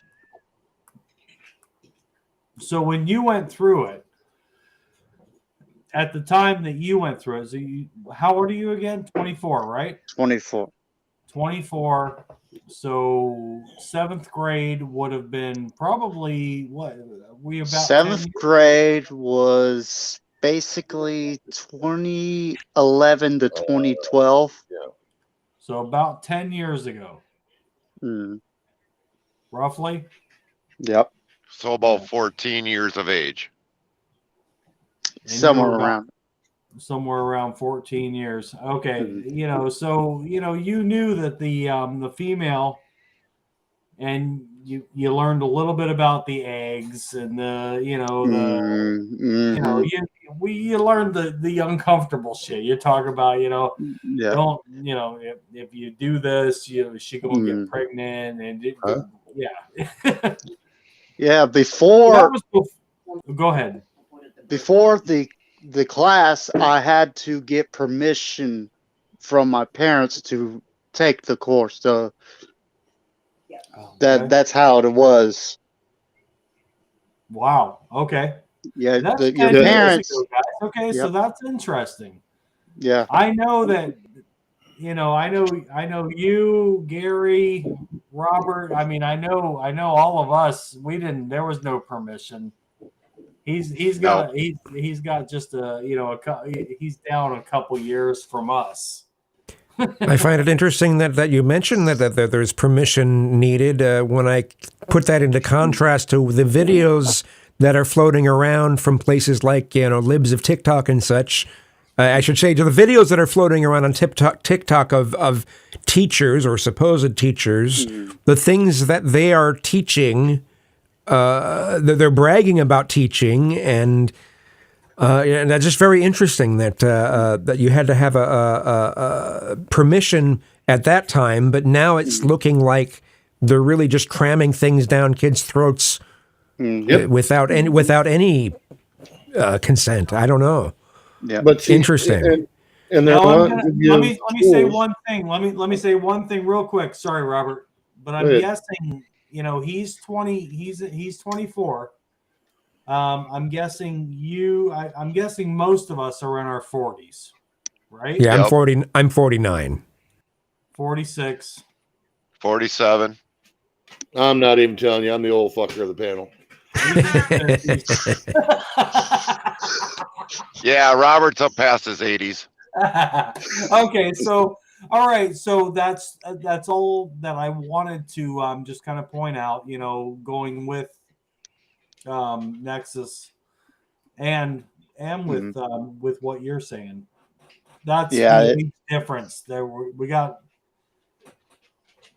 Go ahead, carry on. That's the age difference. That's what we're dealing with, and school wise. Let me address something here with KC. What he's saying over here, because I kind of agree with you in a lot of things on this. It's sex education opinion when it first starts. It shouldn't be an all encompass thing. You need to understand how the human body works, how STDs works, things like that, for sure. That's But in the same token, we shouldn't be teaching alternative lifestyles, or, as I said, what do? We start doing SMM and BDSM and all shit right in the classroom. What? Bring me a That's piece. nuts. There's also the element of living your life for pleasure versus creating families. And I don't think either of those sides of things, I don't think hedonism versus creating families, I don't think that should be in the education system at all. Either of those things. Absolutely. And like what he was saying about safe sex and things like that, I'll be right I back. agree with that. But we should not be teaching social things, which a lot of that stuff is outside of social norms. I don't care how much they scream about it, it is. And I guess the other thing that I'm still waiting on for Casey to say is, what is a suitable age then for a child to actually learn sex education then? He hasn't still mentioned that yet as of watching the chat go by. But like Lord Nexus said, he was about 14 years of age when he started learning about sex education. So what is wrong with kids being in middle school? Let the kids in grade school be kids, because that's all they see as their friends, or even the opposite sex, maybe as friends, nothing more, until they start getting more curious about their sexuality. I think you guys are actually on the same page, just from different points of view, to tell you the truth. And that's why we're having that discussion.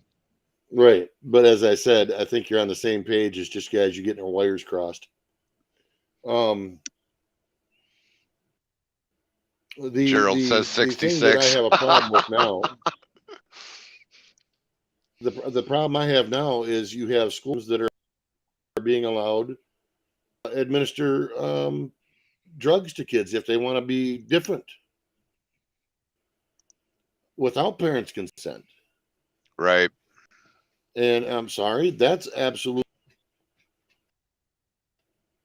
I would absolutely conclude if that would have happened to any, or if it happens to my grandchildren, mind you.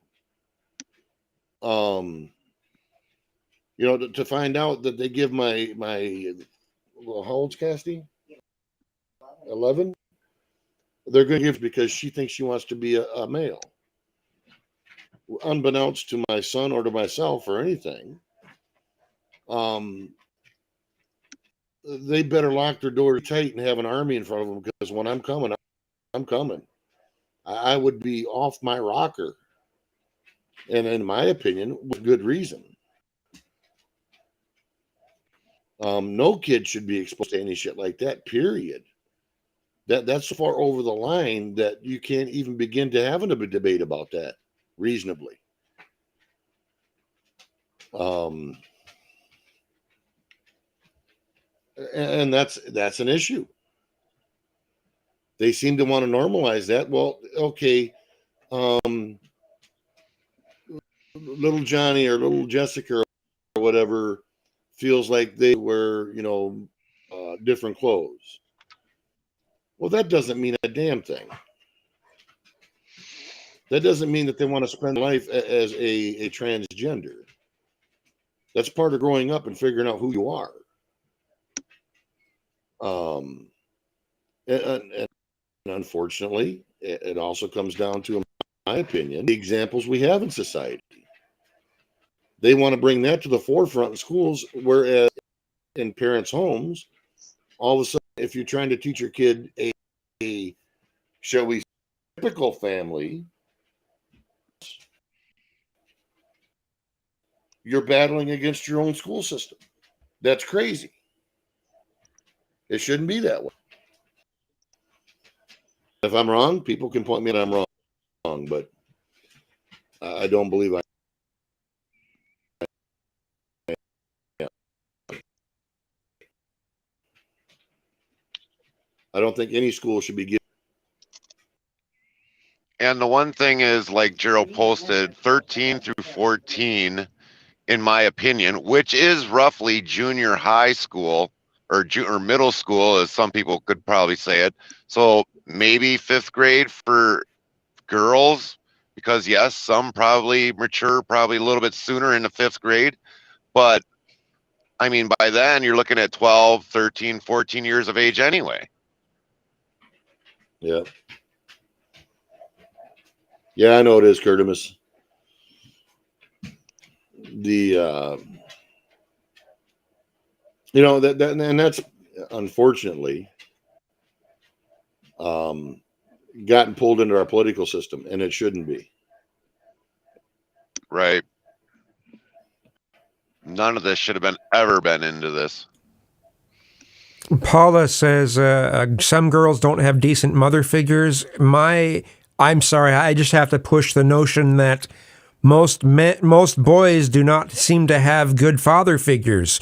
We're not even supposed to even act like not having a father figure is a big deal. Like you shouldn't need a father figure. No, that's part of the traditional male thing, toxic masculinity, and you don't need that. And it's just like, yeah, but that's proven to be one of the major causes of why, like in so many, God, I hope I'm not going to cause a problem with the channel, why there are so many problems in, that's a big problem in the black community, and as to why some of the kids end up being involved in more crime because they don't have a father figure. It's not having a father figure is so huge. I'm sorry, I shouldn't have went on about that, but I saw the mother figures. I'm thinking, man, people have tons of mother figures. It's the father figures they don't have.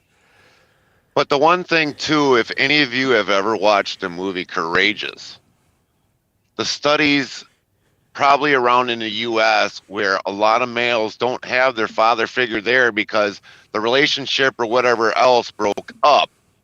And that growing boy who misses the father because they're not there because the parents split, or the same thing with the mother not having the father there, or the daughter having the father there, vice versa. However you look at it, the parents need to be there with their kids to educate their children.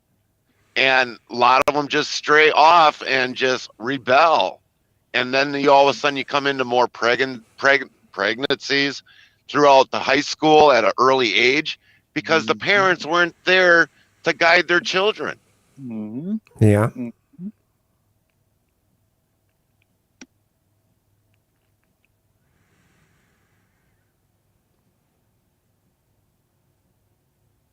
I agree with you on what you said, nor do I think it was out of line. If I get punched for it, they can kiss my ass. Because it's relevant. And it isn't just in that community, but it's predominant in that community. And there's people trying to fix that. But some people, just to even talk about it is considered either racist or they'll figure out something that ends in istrophobic. They'll call you. Yeah.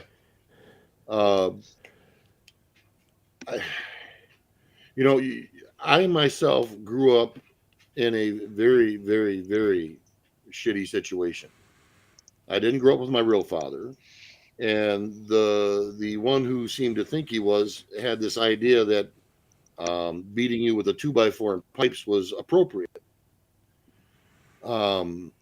So I kind of have two trains of thought when it comes to that. And it boils back to what I was saying before. You can choose who you want to be. You make that your reality, not somebody else's. You can't change what society has done or did to anybody, but you choose who you want to be. And you make it that way. Anything, that's why I don't have sympathy for the whining and crying about, oh, I grew up in such a bad neighborhood, or I did this, or I did that, or I had this done to me, or whatever. No, fuck that. Well, some people have really had some shitty situations, and to expect them to come out of it, huh? I will put mine up against anybody's. And the reason I'm saying this is I come to a realization at a very young age that if I was going to be anything in life, it was going to be up to me. Nobody else was going to hold my hand for me. Nobody was going to hand it to me on a platter. And I learned that very early in my lifetime. Was it perfect? Hell no, nothing's perfect. You know, and I'm not saying that there aren't people that do not need help, because there are people that are. But in the same token, you need to change the mentality of you're a victim to I won't be a victim. We've gotten this idea, we've allowed victimhood to become a normalization instead of fighting against it. And that's where I said, Well, I this mean, before. it's almost like victimization. Being a victim is a virtue, almost. Yeah, and that shouldn't be. That should not be. Facing adversity and overcoming it is what we should be celebrating, society. Yeah, not the victimhood. Not handing out participation trophies. You know, that's the thing. And I think a lot of people miss that point because they think, well, you know, we don't want little Johnny to feel bad or this or whatever. Screw that. You know? I think it's interesting that that whole mindset of, you know, oh, don't let someone feel bad. That whole thing seems to me to be a feminine kind of approach to things. And the other side is a masculine approach. And I don't know, it just seems to me for quite a while we've been taking a feminine approach to government. And it seems it's just like in society, we've been taking more of a feminine approach to society. And I think we need to come back on both of those things to a little bit more masculine approach.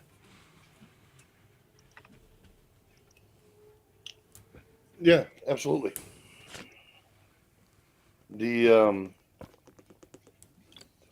But masculinity is being deemed as toxic. So, you know, how are we going to do that?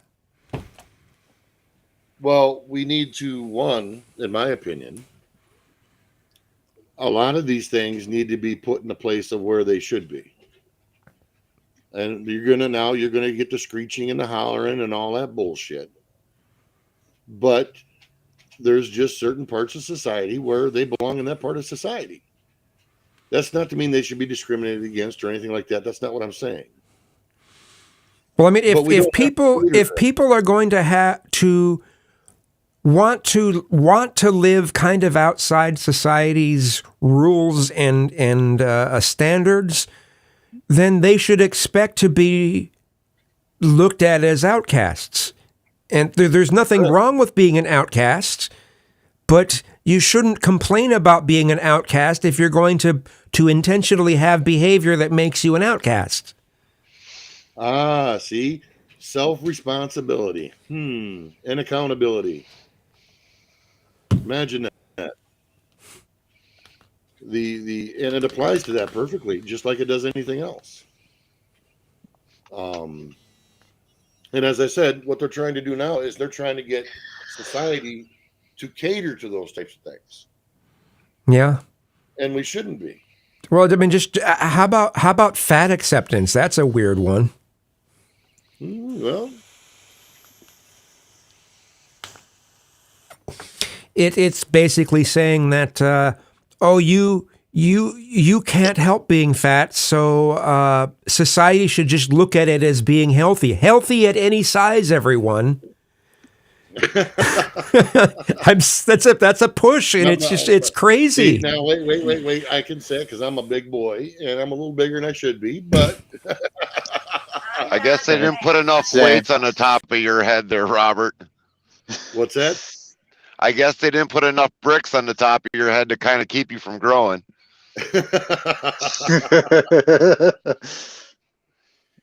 I'm just saying that there's a lot of things that are being pushed that don't make any sense, and it's all out of let's make sure that nobody's feelings are ever hurt ever. Correct. And it just doesn't work. It's gonna backfire really bad soon.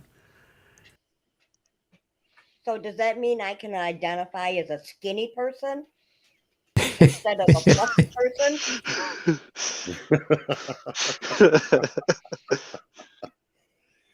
Well, no, but that's the absurdity of that. The idea that reality doesn't have to match wishful thinking,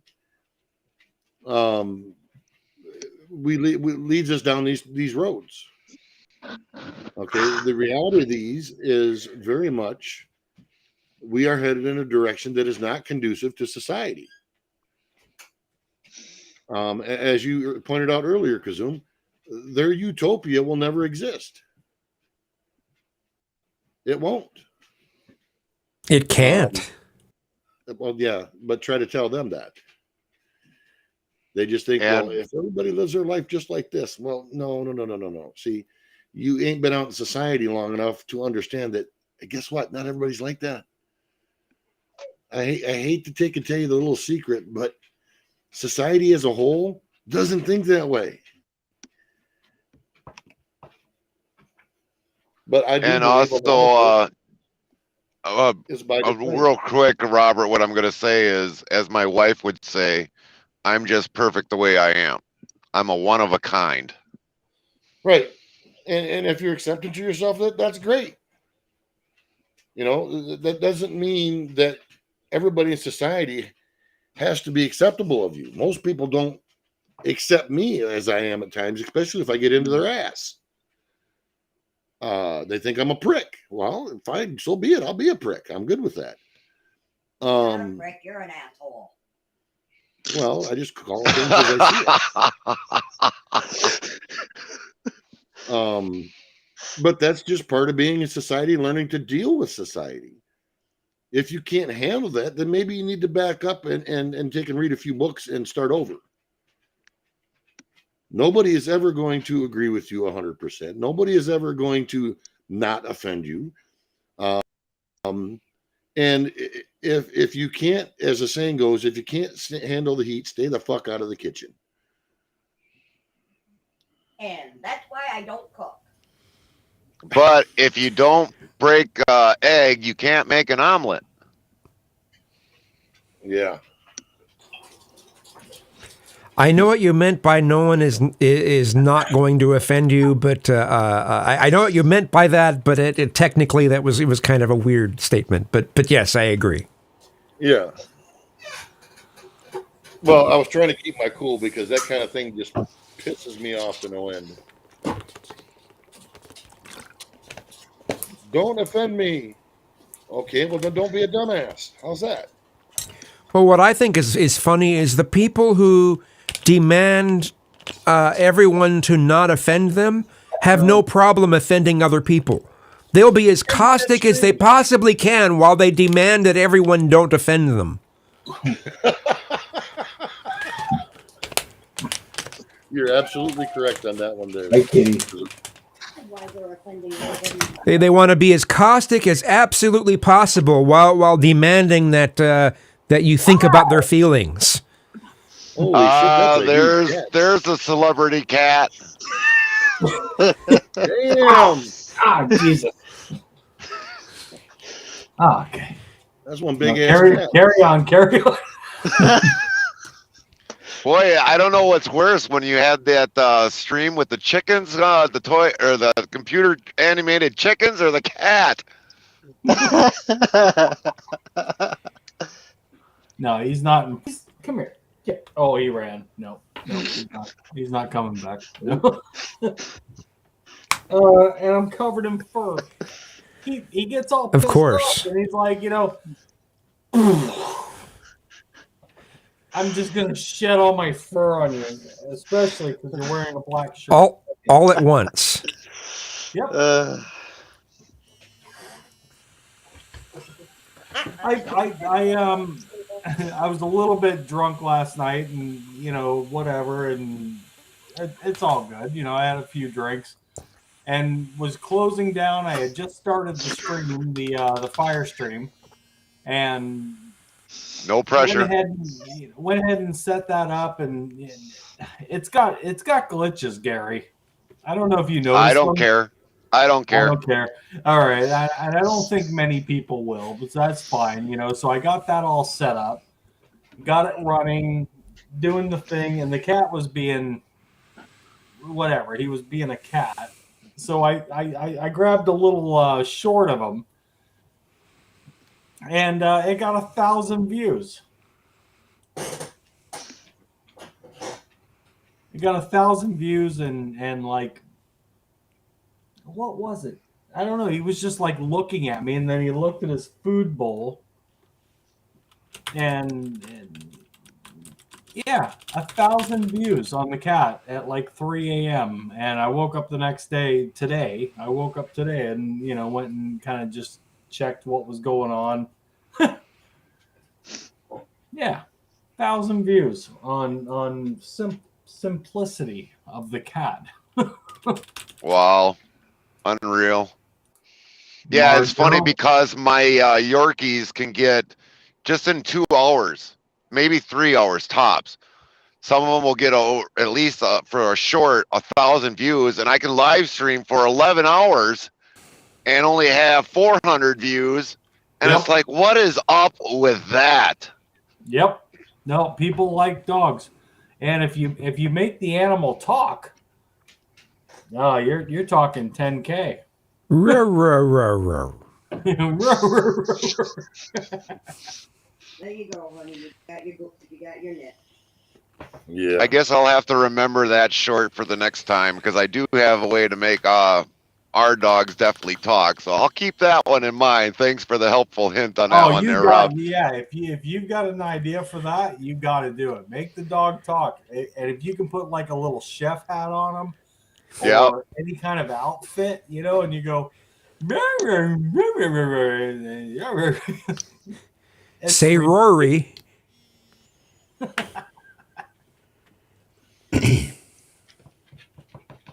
But You know what? Hard conversations, Robert. All of that's this. what I like to do is hard conversation. Yeah, and it's so true. Everything you've been talking about, and this whole situation, with what they're teaching in the schools and what's going on. Personally, I mean, I think a lot of this, like almost gender. I don't even Gender understand ideology. my 40s, but this gender reassessment and all of this, it should be kept for for the areas up to where you're legal to smoke. Like in the States, you got to be 18 to buy a pack of smokes, or 21 to buy booze. Here in Canada, where we're at, in British Columbia, you got to be 19 and you can buy booze and smokes and vote. I think the whole thing needs to be a little bit higher. I think our younger generation, our younger people, in our younger grades, our younger kids, it shouldn't be being brought up. That's kind of where I'm at. I mean, 5th grade, 6th grade, even 6th, 7th grade, no. I honestly don't think gender ideology should be brought up in public schools at all. No, honestly. I don't either. Yeah, No, and I kind of agree with that. And I agree with that. I think it's going I to agree. be brought up, but I think it should be later on. If they want to bring it up in college, fine, but I just don't think it just has too many bad possibilities. There are detransition stories. If you look up detransition on YouTube, you can find a ton of stuff. And it's just like, yeah, it's. I've actually heard of that. So, yeah. No, I do agree with that, but I also agree with the fact that people that were born in the wrong body, you do. It's a hard one. It is a hard one. It is, but we can't. Wait. I want to address this. Rob, it's not a hard one. It's not hard at all. If someone's a certain way and they believe that, and if that's actually how they are, then it doesn't matter if they have to wait till they're 18 to do something about it. It's just like anything else. You have to wait till you can drive. You have to wait till you can buy a beer. You have to wait till anything else. So if they're so dead set on that, then nothing will change. It affects nothing in society. But if it's because you've been pressured and don't realize it, you end up with what Kazum is talking about. And you have people in their mid-20s all of a sudden, oh, wait a minute, I fucked up. Yeah. Okay. Oh, well, guess what? I can no longer have kids. I can no longer have a family. I can do this or that because I did something stupid when I wasn't old enough to understand how stupid it was. Yep. Another thing that comes into place that worries me a bit is any sort of therapy that can be given to someone that would lead them towards staying the gender that matches their sex.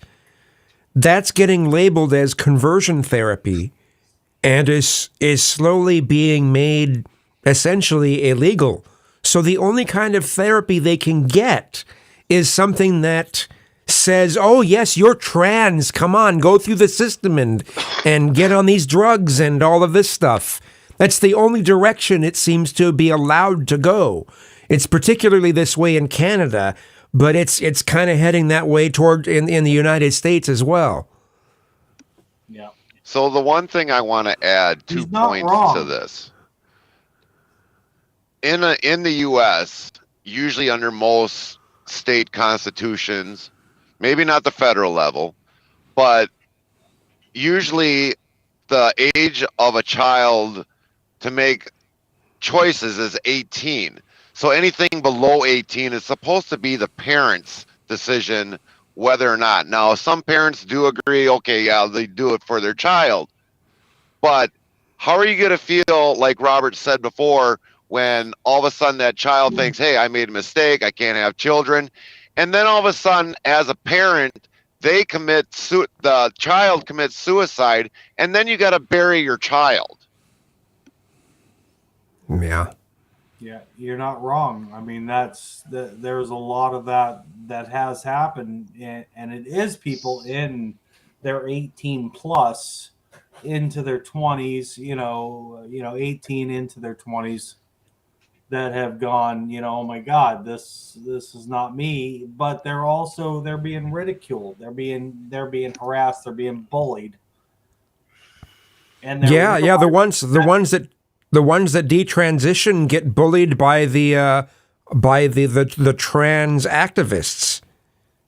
Yeah, that's awful what they go through. Yeah. The thing of it is, and I'll point this back, when you allow social issues to be taught to young kids without the tools to be able to deal with them, and if they're not strong enough as a person, even as an adult, that's why I think when you're going to go through something as life-changing as that, if you're not stable mentally enough, you're just going to be another statistic. That's not helping them, and that's why I made the point I said before. Is it the trans that's the problem, or the lack of mental health? It's the lack. It absolutely is the lack of mental health guidance. You can't talk to a doctor these days. It's getting harder and harder, and it's in the States. It's especially in Canada. I mean, I'm in Canada. I know for a fact that it's hard to get yourself into any kind of mental health situation, with a doctor, talking to a counselor or anything like that. It's next to nothing.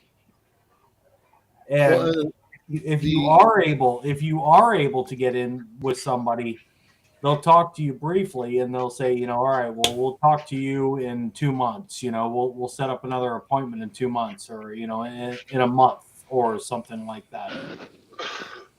The mental health here is ridiculous. It's any kind of help.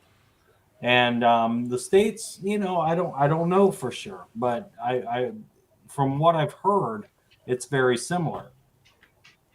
Well, and I'll go back to what Kazoom said. If they go for mental health, a lot of people that are in that field have this belief that it's okay to only promote one side of that ideology. And that's just wrong. But see, the other thing too, you know, if you don't push this narrative on young children, no, and think of it, absolutely not. think of it as a balance. If you don't push this on young children, then you don't have as many people with mental issues future on to overload people with mental health problems. Got to think of it as that way. Oh, for sure. Now, am I getting you right, Gary? Like, I mean, okay, so you know, your sixth graders, your fifth graders, you know, seventh graders. If you're not pushing this narrative, you know, let them choose, you know, up when they're older, you know, in later Correct. grades or even into college. Yes. This is causing a mental issue in Yep. younger kids, right? I mean, is that Yeah, where, we you're to going? me this is causing a mental health crisis, and we're not even realizing it. Yes, indeed. Yeah. And it just seems people are under the impression that, well, as long as you're helping the oppressed or marginalized person of that marginalized group, it doesn't matter if you're hurting the majority. And that's weird. We need to get out of that mindset. You can't, if it starts to hurt the majority, you need to be like, yeah, sometimes the minority, I don't know. It's a hard decision because it's just like, but there's a point where you have to say, yeah, sometimes the minority is going to have a bit of a harder time. It's not a good thing. We shouldn't celebrate that, but we can't mess up the majority to facilitate the minority. I don't know. And yeah, it's hard for that majority, especially what we got running in our U.S. Capitol right now, to actually say, you know what, the mental health crisis has gone up. Maybe we made a mistake for trying to push some narratives that are there, and maybe we should back off of it and let kids actually be kids. I completely agree that, you know, the younger grades up until you get into high school, and even high school shouldn't be dealing with, you know, I mean, when we talked about this earlier tonight or just a little while ago, you know, health class, you know, or whatever, you know, if a male puts, you know, I mean, we didn't talk about this exactly, but if a male puts sperm into a female, there's a chance to make a baby. That's the shit I learned, you know, not necessarily that way, but, you know, Essentially, you know, the seed, you know, the sperm, you know, is, you know, and certain sperms are going to make it through, and there's a chance, and then that's what makes a baby. And Well, that's I'll give health you- class. I'll give you That is another health one, class. That Rob. is sexual ed. That was what it used to be. But I'll give you another one, Rob. looking back here, you know, I mean, we got Lord Nexus, who's 20 years our junior. He's a little bit different, but I think even he's still, you know, he's now 24. I think even he got a little bit of the same kind of stuff that we got, but it was starting to change. Now it's all fucked up. Yeah. I agree. One thing I'd like to point out when it comes to that, though. Is that kind of what you learned in high school? Like, I mean, is, you know, the guy puts the seed in, and, you know, it's sperm, and, you know, I mean, In seventh grade, yes, we learned how the whole process of reproduction works and all that, but we never done like the insane stuff that they're teaching today. So you never heard anything that you could become a girl? No. Now, are you upset No. about that? Personally, I suggest they don't teach that. I'm just messing with you. I just think it's crazy that they're teaching this sort of thing to kindergarten through third grade. Just the entire notion of that. It's just like, I mean, I know for a fact when I was like 5 or 6, I wanted to be a girl. I did, and then that changed. It's just like, it was just like some kids, they want to be a knight or a princess or something, you know. You want to be a cowboy or whatever, you know, at an early age, and just this notion that kids can choose this. It's maddening. You're exactly right. You know, at 5 to like 7, 8 years old, you know, there's the imagination. Yep. I want to be a princess, you know, or I want to be a unicorn, or, you know, whatever the hell you want to be at 5 to 8 years old. You know, you've got an imagination. You're playing with it. You're having fun with it, but you're not being, you know, in school. It's not talked about in school. It's not, you know, I mean, that's something that you do at home, you know, or you hang with your friends. You're like, I'm a unicorn, or I'm a princess, you know, that's fine, you know, whatever, you know, or I'm a cowboy, I'm an Indian. That stuff's all bad these days. That's what I dealt with. And I'm sure a lot of you other guys in your 40s, you know, you hang with your friends, you played cowboys and Indians, and that's wrong now, you know. But we never made it wrong. It was just what was kind of going on. But now in school, with it being taught, you know, it's like, you know, and the other thing that I had heard about was the, you know, these certain hormone changing pills. I don't know what that's about. I mean, I don't know much about it, but I've heard about it. Puberty blockers? Yes, exactly. Yeah, I think that's crazy. Because the thing about the puberty blockers is it can cause infertility problems later on. You take those for a period of time, it messes up your ability to create children later on. It can. It doesn't necessarily always, but it can. And that's just crazy to you know, if they decide later they didn't want that, well, they're messed up. You know, they may not develop their dick may not develop correctly, you know. They might just so many things that can go wrong there. And that's exactly it, you know. So when you're younger, you know, and you're playing, you know, I want to be a unicorn, I want to be a, you know, a princess or whatever, you can do that, you know, up until you're like, you know, 8 years old, 10 years old, you know. Use your imagination.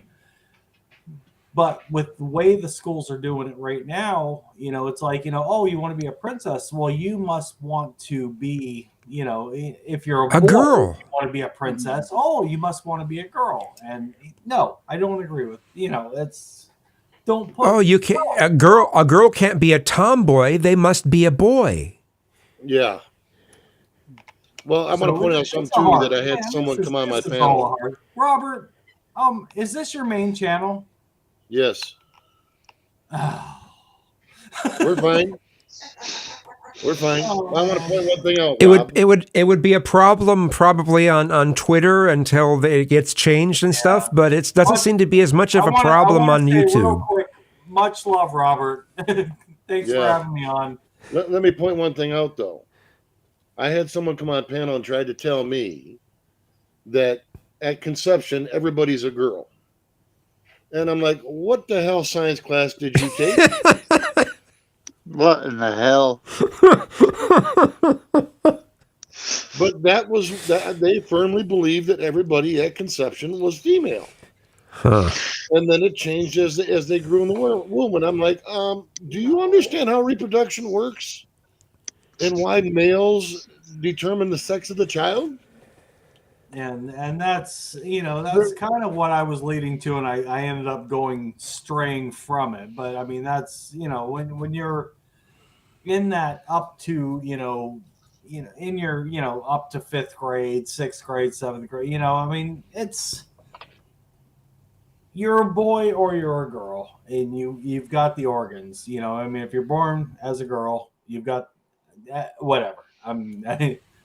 Well, I mean, I understand people's concept that male and female are biological, man and woman are social.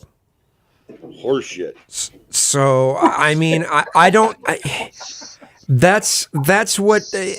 I don't know how many years ago, it was in the 70s, 76 or something like that, is when that whole concept started to be coined, where it was gender identity could be different than someone's sex. And I don't know, man, but that is the concept. That is the way things are broken up. But I'm just stating this is how people are breaking things apart. So. Oh yeah. Well, I'll add to that too, though. When I am absolutely blows my mind that the gay and lesbian community isn't up in a tiff. Oh, there are some that are starting to be, because they're the notion that if your attraction is towards a sex and not a gender, then you're transphobic. That's the thing that's being pushed. Like if you have attractions towards certain genitals, then that's transphobic, because you would pass up someone who has the opposite genitals of what you're interested in. And so that's being pushed, and it's like basically telling lesbians, "Oh, take this penis or you're transphobic." It's crazy. Or the other thing is where you're allowing kids to go into, like males going into the female bathroom or vice versa. Locker room, Exactly. especially. Yeah, not no, but hell no. See, even at my age, though, you know what? And we're a lot of us are the same age here. I never agreed with that. Y'all, all of us, like all showering in the same room after playing baseball or football, or that's some bullshit. And the one that one gym teacher, that gym teacher wasn't right, even back then. Just saying. They're all in there. I don't know. How do you feel about Convoy's statement said that we have both sexual organs when we are a fetus? Hormones dictate which organ grows. How do you feel about that? That's okay. Hold on. Some more stupidity, in my opinion. Yeah, it isn't. That's already been chosen by genetics. Now, True. Granted, they may start from the same tissues, but genetics has already come into play there. I mean, no matter what, it will go a certain direction. Correct. If in time. There's not some abnormality, yes. And that's a misconception, I think, that's bandied about because of that. They say, well, it looks the same as a form. Well, yeah, they're formed out of the same tissues for sure, but that doesn't mean they're the same. It's already been chosen. Well, you know what? I'm going to look into that. As far as what Convoy wrote there, I'm sitting here reading it, and I don't know. Well, here we go, Vic or Rob. Let me put it this way: at this point in time, if there's not an abnormality, like if you have Down syndrome, you have two X chromosomes with a Y. Yeah. You either have an XY or an XX. And if you're XY, you're male. If you're XX, you're female. Nothing that you can scream about is going to change that reality. Not until we can actually change someone's genes all the way around. And once that can happen, then yes, someone can change their sex.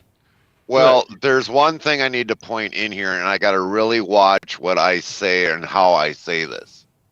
Now, we all know since 2020, all the way up to now, and I think Robert knows where I'm going with this, how that with the parents could possibly lead to with children nowadays with that. I'm going to leave it as that. That?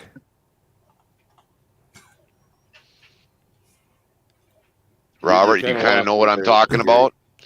Okay, so the juice. If the parents get the juice, sure. how would that lead to the chromosomes to the newborn? That's the other thing. Don't get me to line. I don't know. It's not been studied. Right. He's talking about the jab, the vax. There's been so much shit that's come out that it just absolutely blows my mind that there's still a discussion. Damn, Colin. And I'll leave that for another topic because I really would like to leave this panel up. That would probably be a good idea. Something for you to research, Robert. Definitely, indeed. If there's anything that's been put out.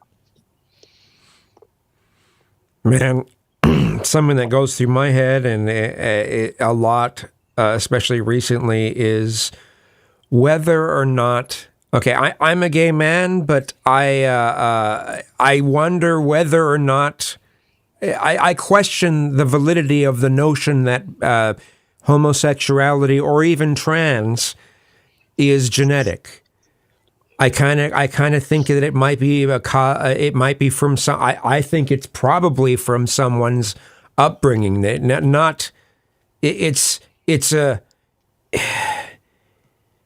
reaction isn't the right word. It's a reflex. It's just an automatic reflex to one's upbringing, to one's surroundings as they're growing up.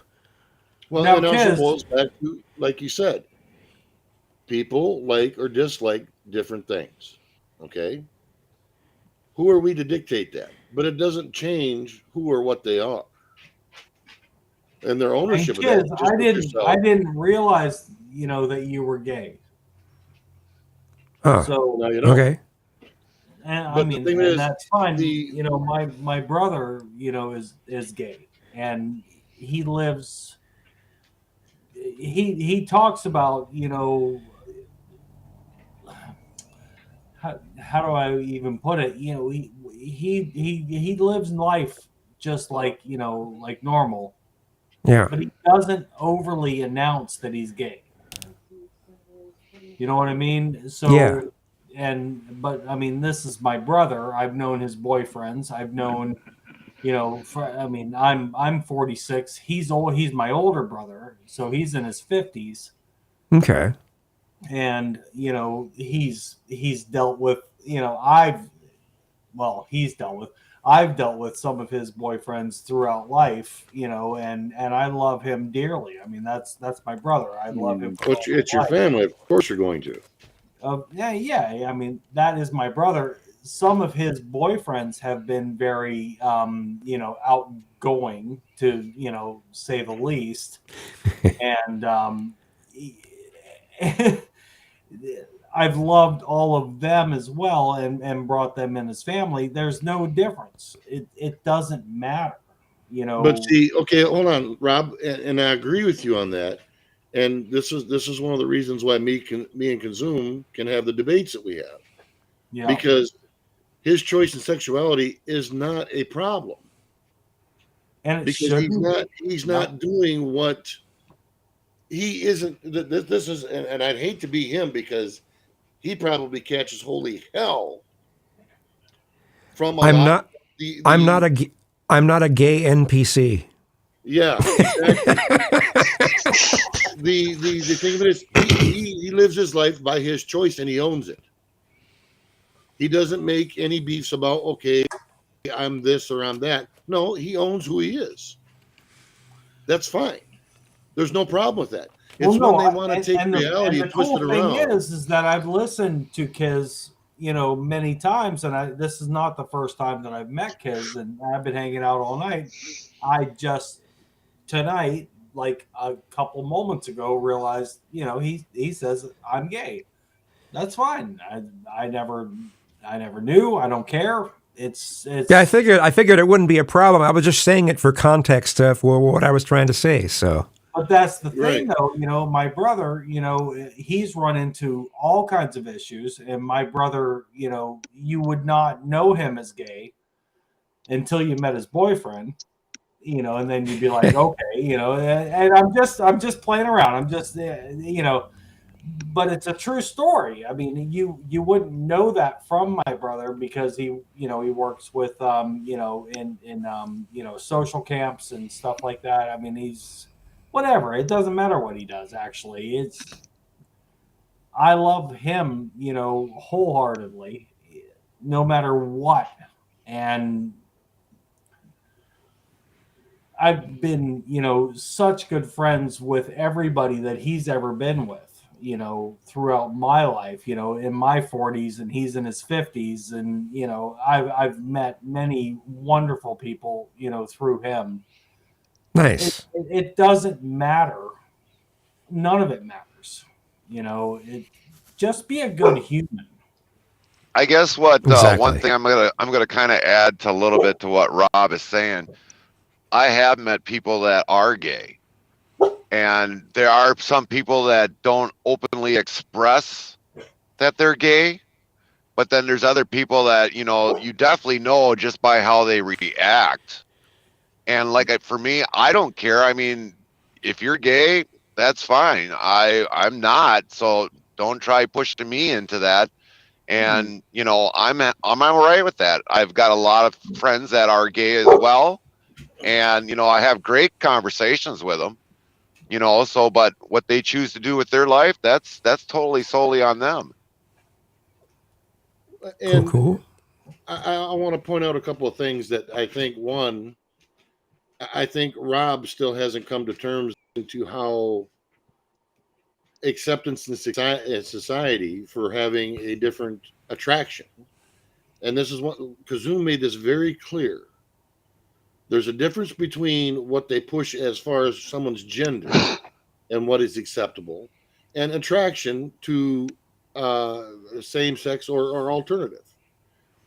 But he made the very distinction that there's a difference between being attracted to one thing and living in a fantasy world where you have to accept just because someone believes that. There's a huge difference there. And what he's doing is a normal part of, in my opinion, is a normal part of society, albeit a small subset, but it's a normal part of society. Whereas what they're doing is not a normal part of society. You can't tell somebody with a wiener that they're a chick. And you can't tell a chick that she doesn't have a wiener, but yet she's a dude. Okay, Yeah. you either accept that you're gay and you're lesbian, or you don't.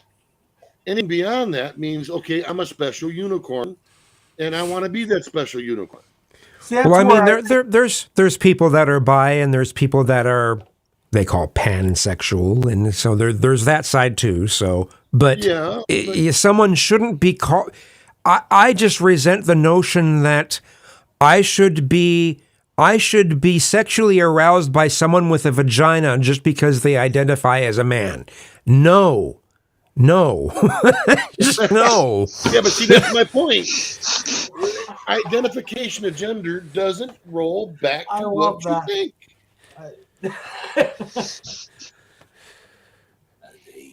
You know what? In the years, I mean, I've gone to a lot of resorts, with my brother and his current boyfriend or whoever, and I've had a blast. I mean, it doesn't overly matter. But the funny thing is that it all changed, and now, I mean, years ago it was, my brother's gay. And his boyfriends were always very feminine. If that's polite to say, I don't even know if that's polite to say these days, but I've always gotten along with his boyfriends. Those are, knock it off. Is that okay to say? I think. Yeah, it's fine. Well, it doesn't matter if it's fine okay. to me. It doesn't matter to me. It's fine. It's the way it is. It's the way it was. It's always been that way, and I've always loved, anybody that he's been with. It's he's happy, my brother's happy, and that's the way it rolls. But we've gone to resorts and stuff like that were, like gone out and done all these, great parties. everybody's always so respectful. Everybody. But it was always kind of just a, my brother's kind of, he's gay. His boyfriend's gay, obviously, because they're, together.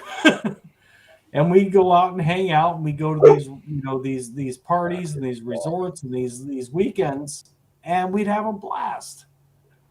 And people would know, it's like, nope, I'm not gay, but there were other people that came with, they would bring their sister or their so and whoever, they would go to these great resort parties, and we'd all hang out, and it was just kind of simple. Now it's not as simple. It doesn't seem as simple, So Well, no, it Yeah. is simple, Rob. We have a subset of society who has mental health issues that want their mental health issues to be what's considered the gay or lesbian community, and it's not. Well, I have a feeling that over the next decade, the LGB community there's going to be a large separation of the LGB community from the TQ plus community. Yeah, I agree. I agree wholeheartedly. You're separating choice and lifestyle versus choice of kink. And to put it very bluntly, that's what it is. And that's, as I said, that's when I brought up, do we teach S&M and BDSM in school? Hell no. And it's the Well, same. I'm just saying that gender is a completely different issue than sexuality. Yes, absolutely. Absolutely. The problem is that we've allowed them to twist gender into a definition, in my opinion, that it doesn't define. Yeah. I mean, when people can't, Matt Walsh has a point, people can't define woman. People right now, they can't, you try to ask them to define woman and they're just like, well, and they'll say that's a tilted question. That's a what is that? That's not tilted. What's the word? A something question. It's a loaded question. Yeah. And I'm just like, just the question, what is a woman? That's a loaded question. Really? That's where we're at in society now? It's just...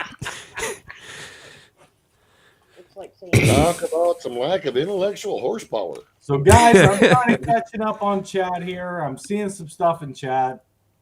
Much love to all of you guys and everybody in chat. Oh, chat over there. I'm going to close out. Good night, Rob. Oh, all right. Good Thanks night. for the video, brother. Yeah, I'm glad. Gary and Robert, much love. Absolutely, guy. Hey, have a good night, man. You guys have a good one. We'll see you soon. And yeah, have a good night. Everybody, much love. Always. Much love back at you. Woo, much loves. Much love. Love. See you later.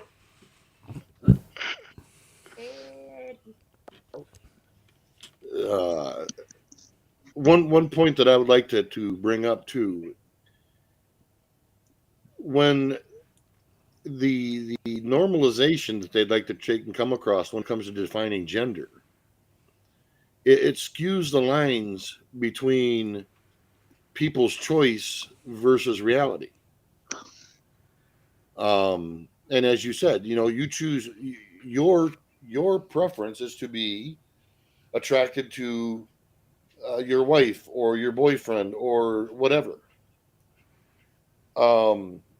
What they're trying to make out to be is if that person identifies as that, you're supposed to be accepting of that. No, not in any world you want to live in. So does that mean I have our granddaughter at Walmart and she goes into the bathroom and some guy follows her in there because he identifies as a woman? I can identify as the tooth fairy and not the teeth out. Yes. Okay. Can't get it done calling me, I will. And that's where led us to. I mean, if Kazum walked into the bathroom and went to the pisser beside me, my first thought isn't going to be, okay, Kazum's gay. Is he looking at my wiener? I really don't rightly give a damn. You're thinking, okay, this dude has got a pass. Well, exactly. Yeah. Now, when you got dudes going into women's bathrooms, I have a real problem with that. A serious problem with that. Because no matter how you slice it, it's still a dude. If you've got a dong hanging between your legs, or you had a dong hanging between your legs, now I did want to ask you a question, Kazum.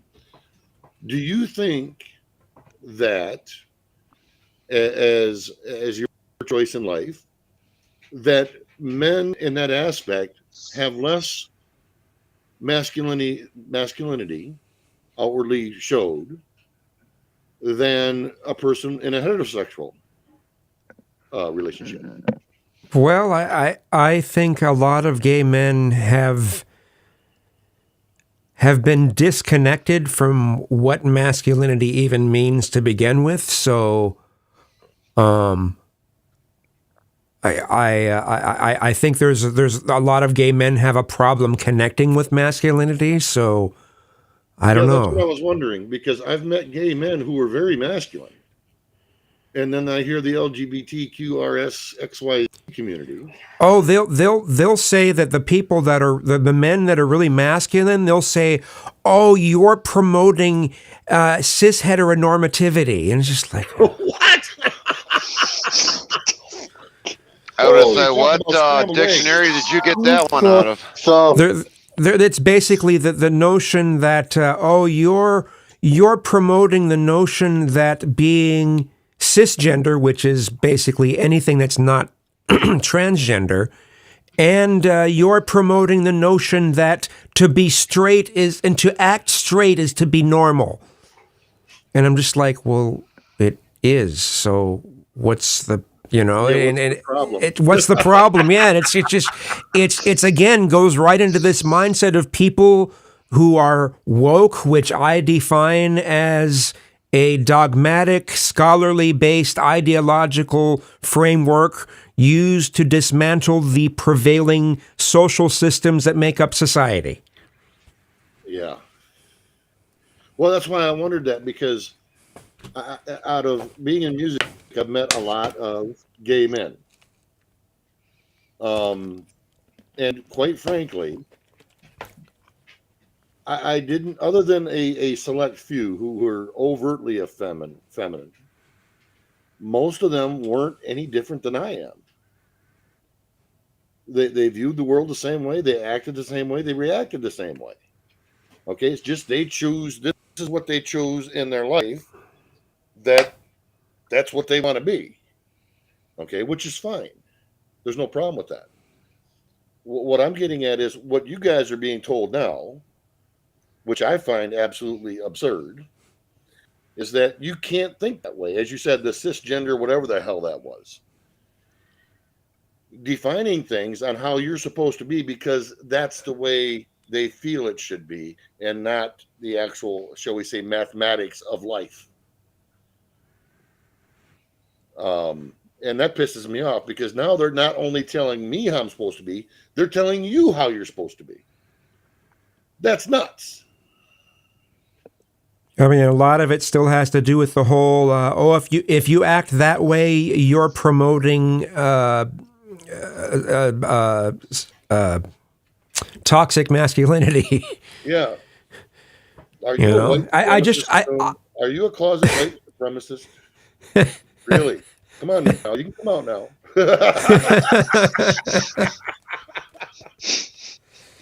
Holy shit. Yeah, the amount of things that are being considered far right now. I mean, if someone says that they're family oriented, or they wanna raise a traditional family, just that is starting to get considered a far right value. Yeah. I just it's gotten crazy. It really has. And people like myself do not have a political home to go to because I can't really go to the right and I can't go to the left. So I have to remain totally independent in order to make things work, you know? Well, and you know, granted, a lot of people would consider me conservative, and I am in a lot of ways. But in the other sense, I am also not. Just because of my experiences in life has taught me that nobody's ever totally right or wrong. There's always two sides to every damn story and two perspectives. So, and if you can't discuss or listen to both sides of those and I'm saying being acceptant of reality, not fantasy. And what we're dealing with now is we're having fantasy come up against reality. You know, you yourself, even as you choose to live in the way your life, you're finding you're beating your head against the wall with the very same people who seem to think that you should change your thought processes to adhere to their ideology. Fuck that. Yep. And now you're right wing? Boo. I can't count how many times now in the comment sections of my videos where I'm getting told by people that you're just right wing, you're Dave Rubin, you're like Tim Pool, and I'm just like, come on, guys, really? Yeah, pull your head out of your ass if you can. You know, and the thing about it is it doesn't condone the discussion we're having here. That type of ideology does not stand up to scrutiny, and nor will they let it.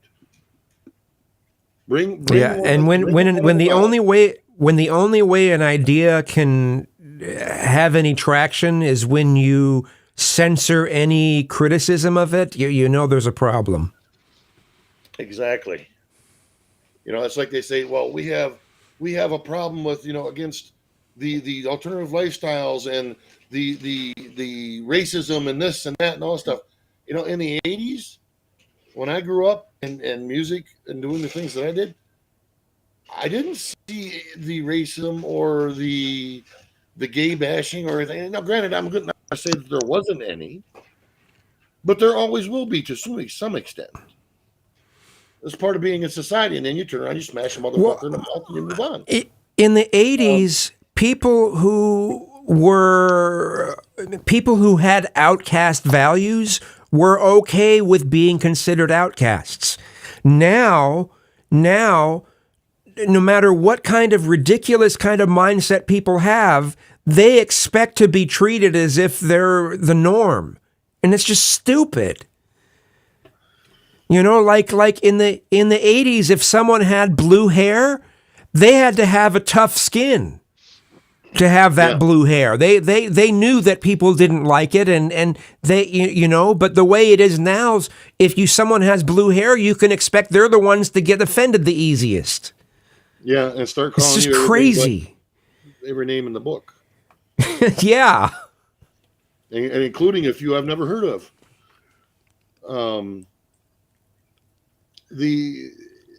The thing I'd like to touch upon, though, is we've allowed that to creep into our politics, into our education system, into our legal systems, that it's readily apparent now, and it should be to anybody with a sane mind, that just don't work. It never will. It's fantasy. And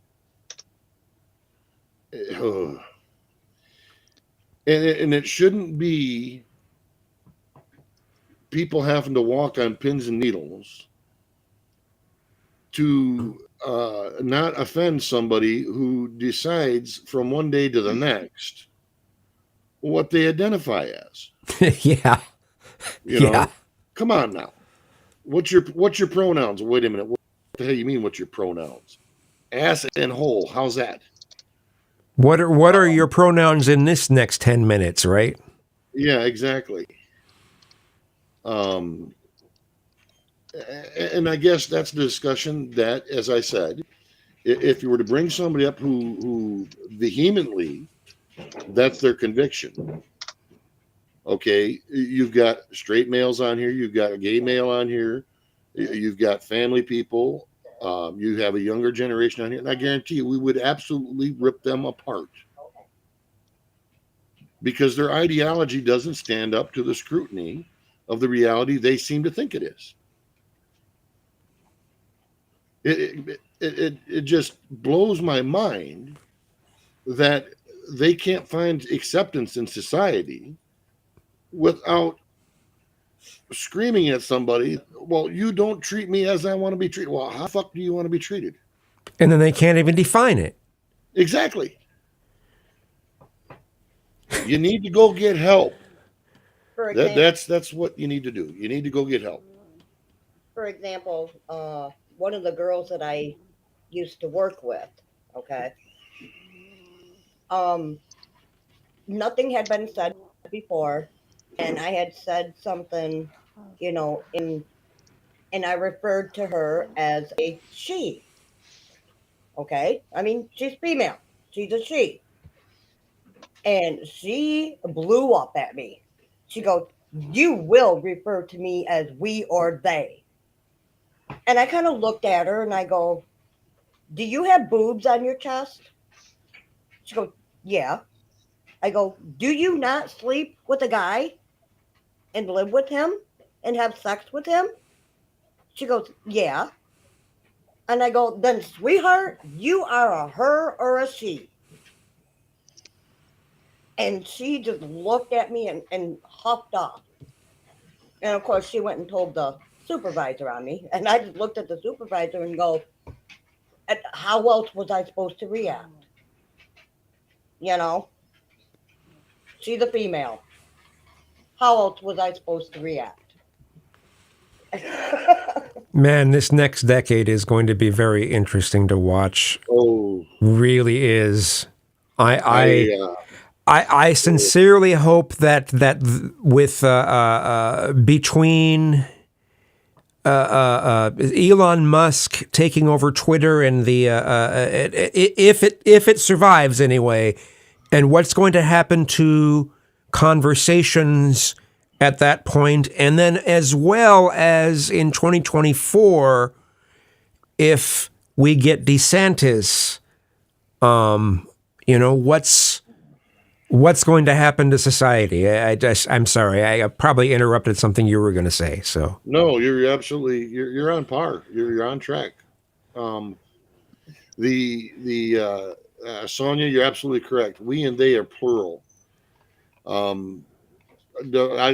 can't even wrap my mind around that one either. It makes no sense to me. No. The thing that go ahead, Nexus. All right.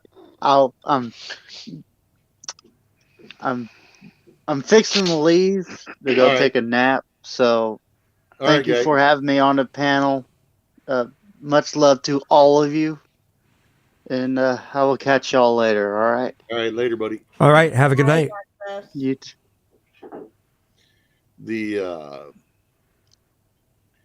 Kazum, I could see me and you in a bar having a beer and having a discussion, and I guarantee you we would get the weirdest fucking looks in that bar. Yeah.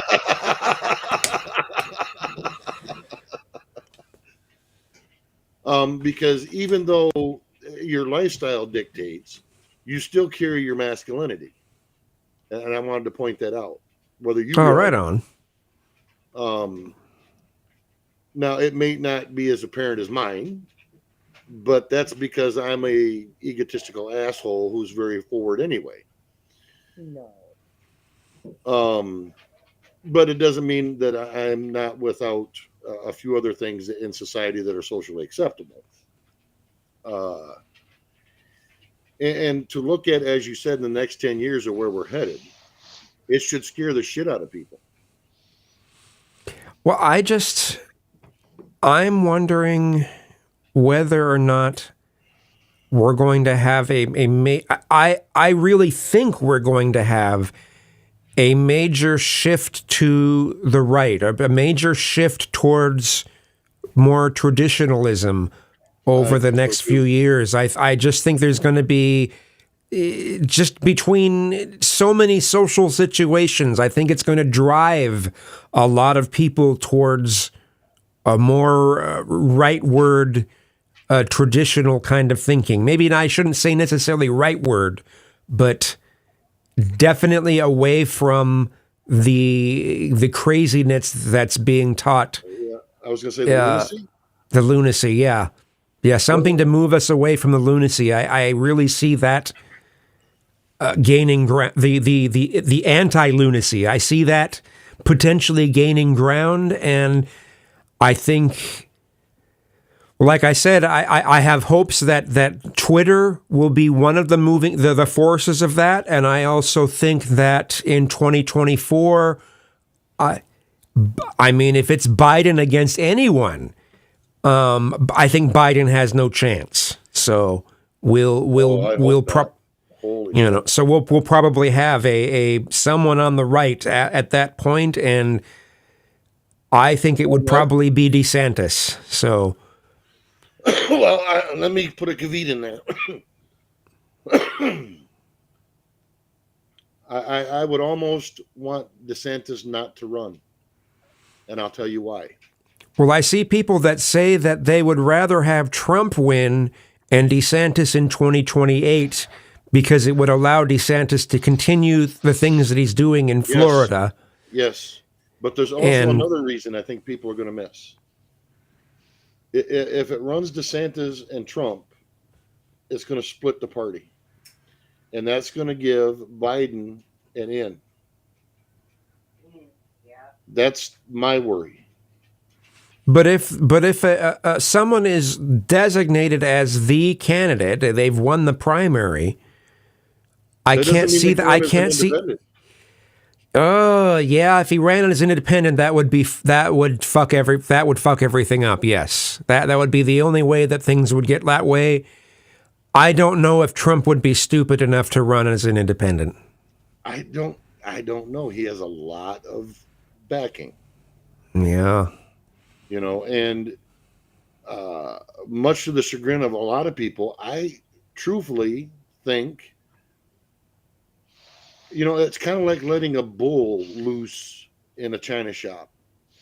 And I think we need to let that bull loose in the china shop. And then once he's done, let DeSantis come back in and put shit back into order in a manner of which, you know, people can say, okay, now we understand why we shouldn't do certain things in society. I just don't think. I think that if we have the bull in the china shop, I don't think DeSantis would have a chance after that. We'd go right back to being Democrat again. I don't think so. I think I know. You know what blows my mind, and this is why I don't. Another reason why I think the way I do.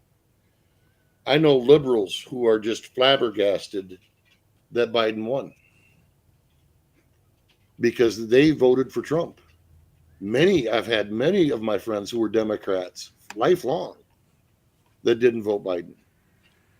And it just, to me, in my mind, and it may be different in other places. I live in a very rural area, but from what I've seen coming up to that, and from the people I talked to, there was many from that side who jumped ship and were absolutely stunned that Biden won.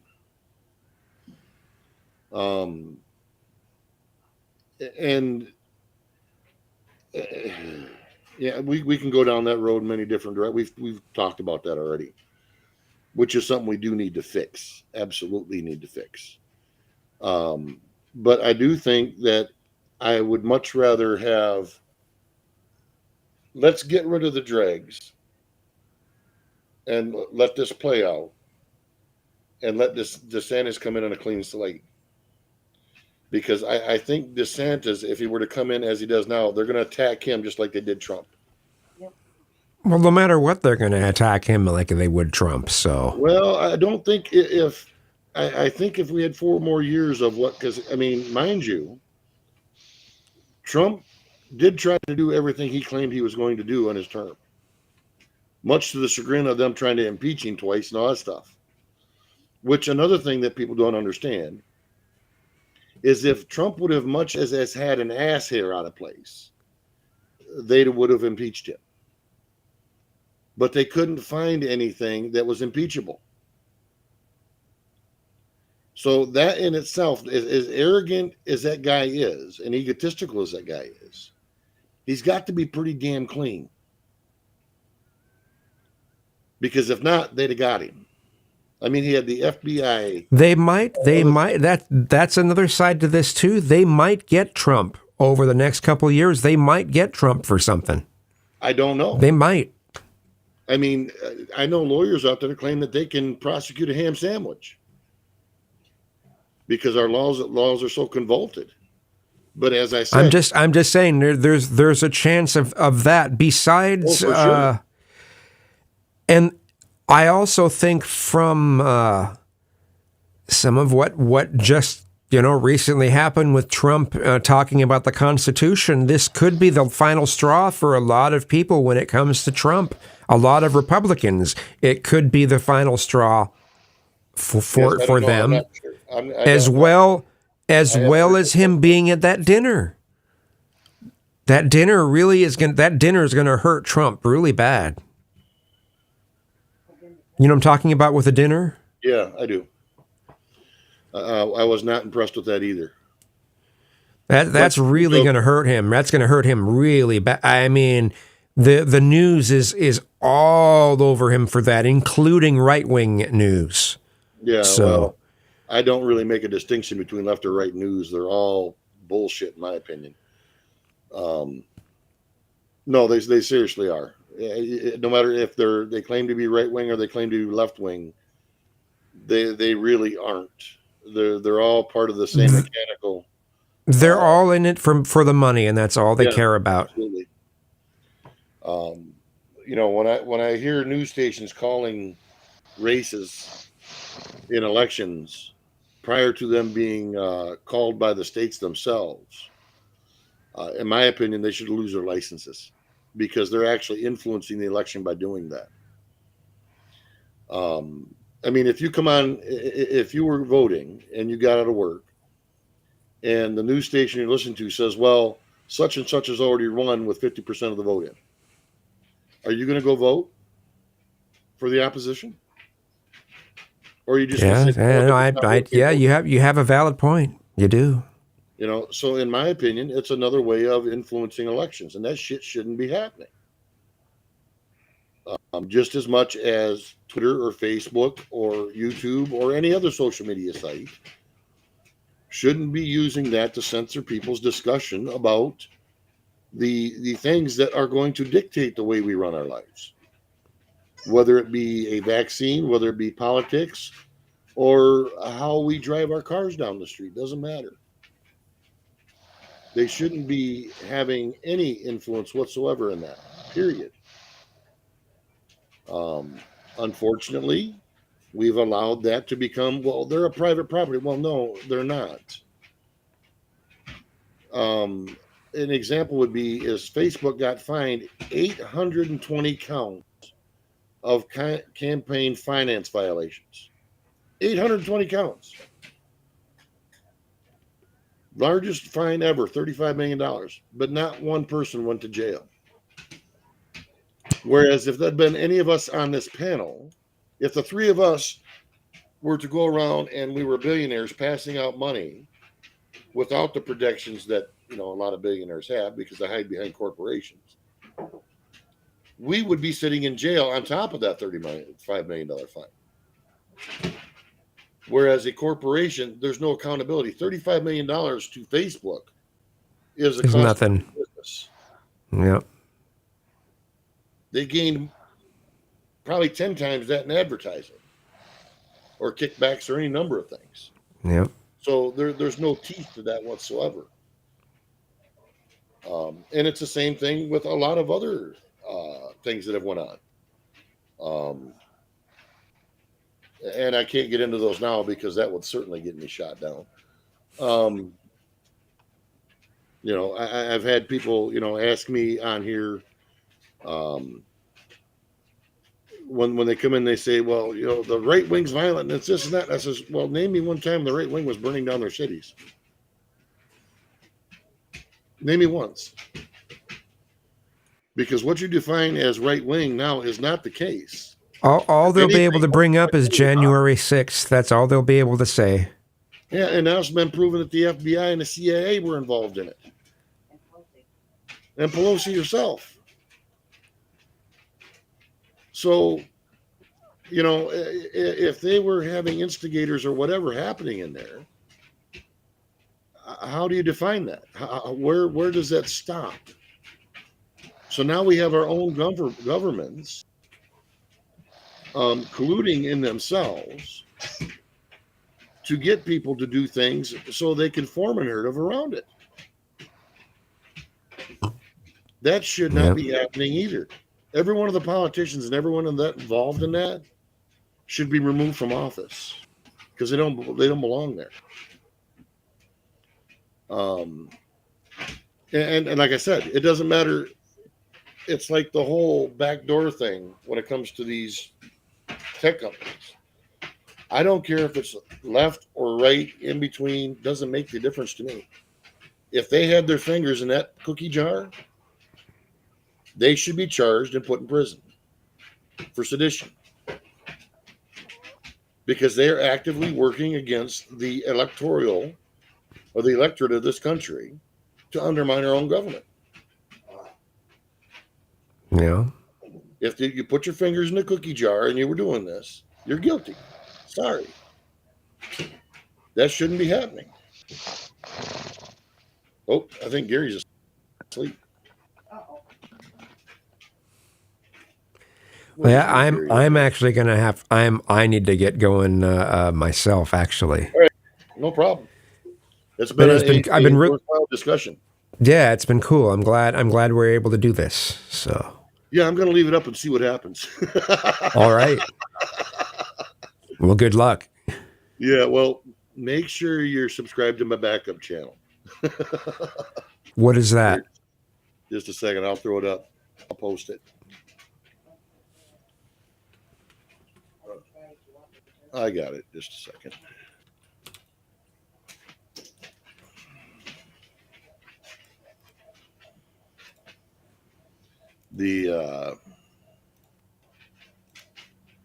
And I don't even know if that's safe because I know that a lot of times if you get that permaban,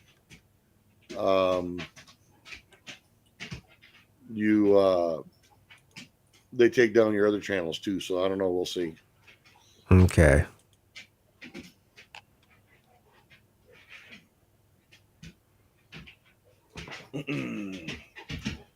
There is one clip I'm gonna have to find though. You said something in the middle of this I thought was hilarious that either you or I could throw up as a short because I thought it was just spot on. Probably piss a few people off, but I thought it was spot on. What was that? Oh, there was a comment you made that we were during this discussion. I wanted to make note of it, and I didn't. That it would make a good short because what you said and the way you said it defined what we were talking about as good as I've heard it in a long time. Oh. So if I find it, I'll let you know. I'll throw it up and put it on private, and you can check it out and see if you want it to go public or not. So. Okay, cool. But I just thought it was spot on. So we'll leave it at that. But anyways, dude, it's been great talking to you. Yeah, it's been cool. I'm glad you stopped in more often. Now, is the name U Free? Where? What are you looking at? Oh wait, no, UWE. I was thinking EWE. So it's Uwe. Uwe. German. Okay. German. Alrighty. But yeah, you come on, cool. Dude. I've got people from all over the world that come in here. Not a lot, but all over the damn world. I mean, Germany, Netherlands, England, Australia, cool. Hong Kong, a couple more, Mexico. What's that? Oh, Ireland, yeah, Ireland and Scotland. So it's like everybody's watching America for what's going to happen. But I think these discussions apply to these other countries as well because they're in the same shit show. Yeah, they're similar stuff. Yeah, or worse. Yeah. But anyways, I don't. I mean, they're a lot of Europe is having serious problems with migrants. So I mean, on a level that's just it's totally different than the United States. So yeah, it's the level of insanity. Yeah. I mean, I literally watched a girl knock it off. Watched a girl, two of them, who said, "Well, we wouldn't mind if girls got raped or something like that because it's part of their culture." Oh, jeez. What the fuck did I just hear? Wow. Yeah, that's the woke bullshit. No. You know, I mean, there's tolerance and acceptance, but no, wait a minute here. No. Back up, Jackson. So, man, it just makes me think again about the that element of you're a suppressed group, so you get to commit more crimes. Yeah. Yeah. And who's the special snowflake? It's just nuts. There's definitely a lot more things that need to be hit and discussed, and hopefully in the future we can have much more open discussions without having to self-censor. Yes. And censorship in itself should be a discussion. That too. But unfortunately, we're going to be battling that for a while, I think. Yeah. For a long while. Well, have a good one, man. It was great talking. Yeah, absolutely. I always enjoy your conversation. So you take care, bud. You too. Later.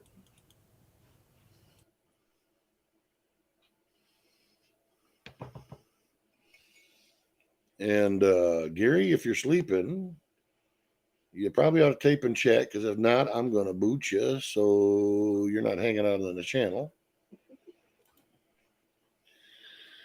And you can come back in when you want to.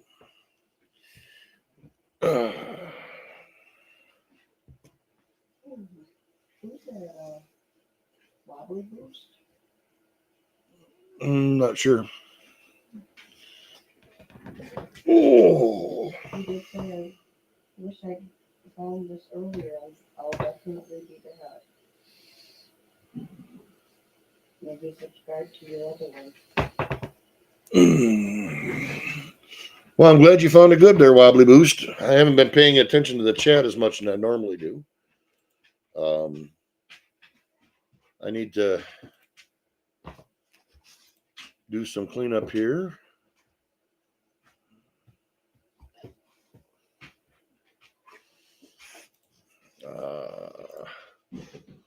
For people's own protections.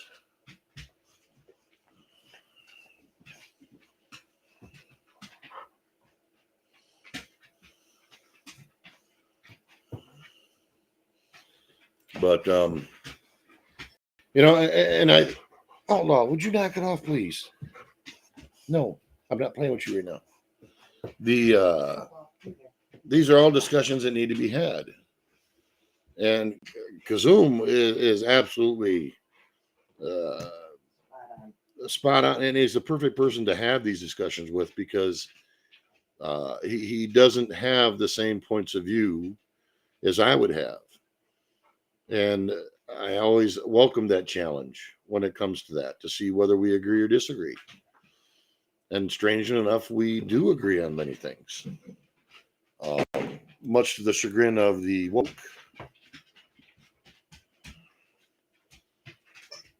Yeah, he's calling for an end stream, all right. That dog, he's a puppy yet. He's 1.5 years, so he's on the go constantly. He has to go. And I didn't catch, somebody posted a video earlier, and I didn't catch what it was. I I was too busy trying to concentrate on the conversation so I could take and understand it.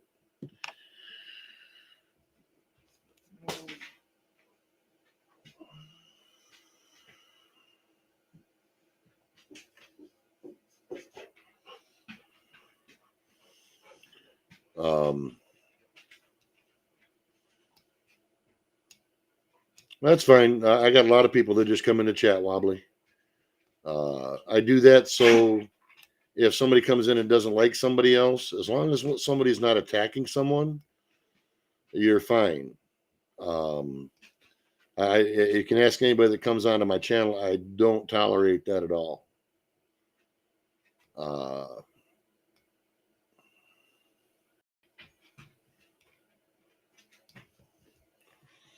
Artemis reposted it. Okay, I'll check that out. Wobbly Boo said that it was taken down. So, Oh, it was taken down? you can try and see if it's still there.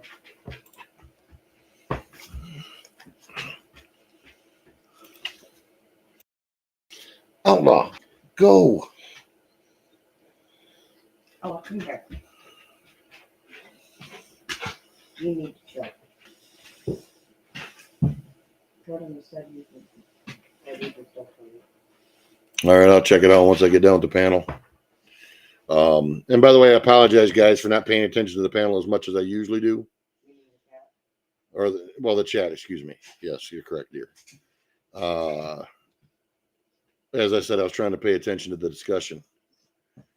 Hopefully, it isn't my demise.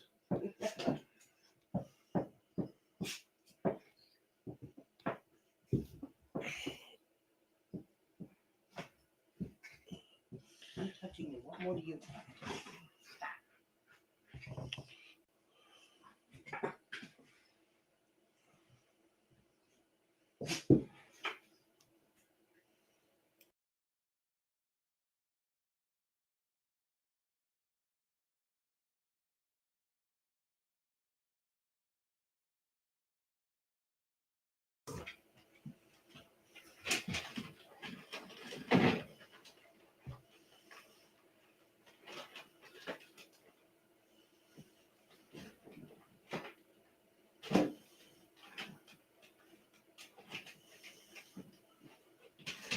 I'm assuming this happened in Australia then, huh?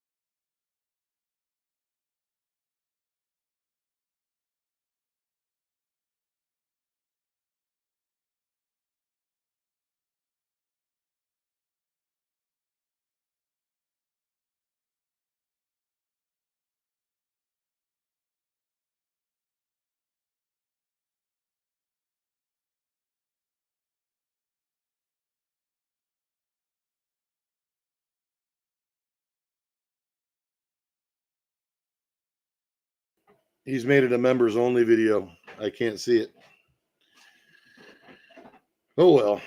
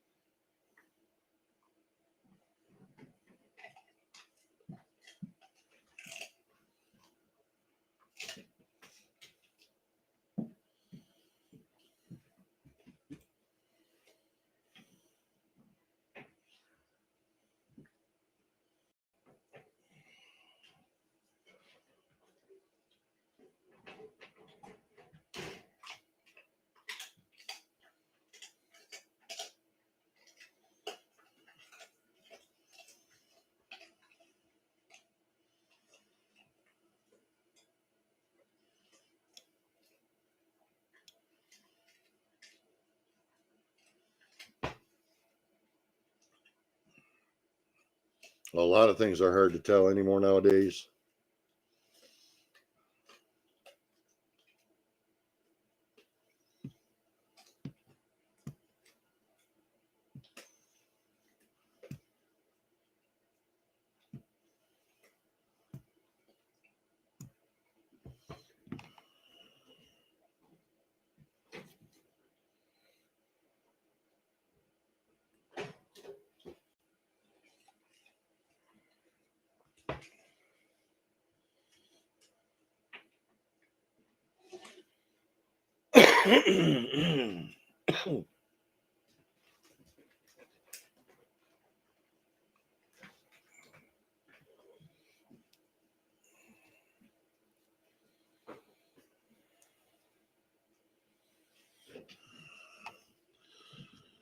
So, anyways, guys,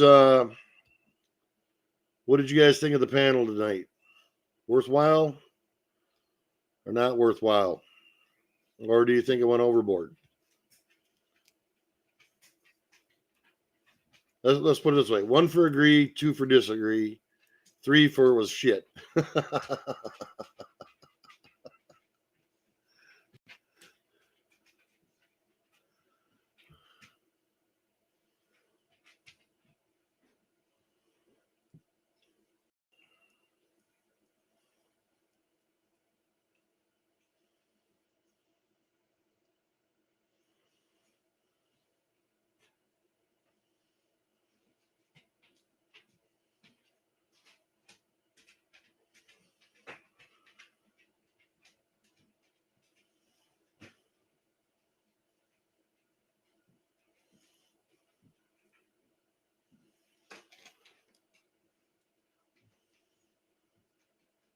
Yeah, we're never always going to agree on everything, Uwe, for sure. But that's the point of having these panels, so we can actually discuss the stuff in a reasonable manner, much to the chagrin of our governments. Like adults. Yeah, have the conversation like adults and not children.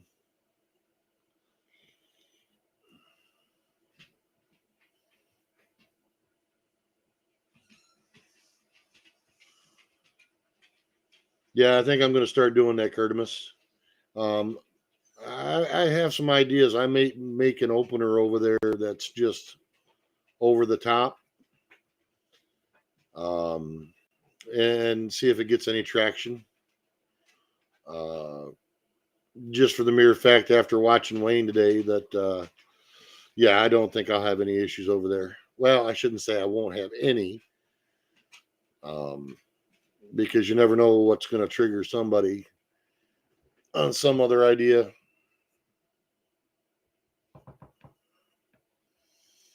You mustn't mention the unmentionables. Okay, you'll yeah, no doubt, Wobbly.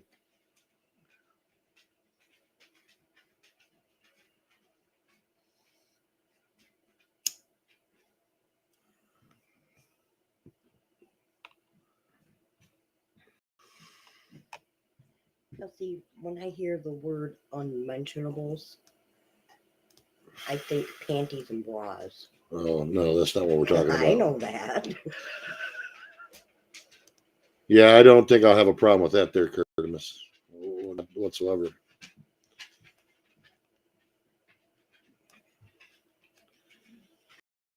Yeah, the unmentionable distributed substance. Yes.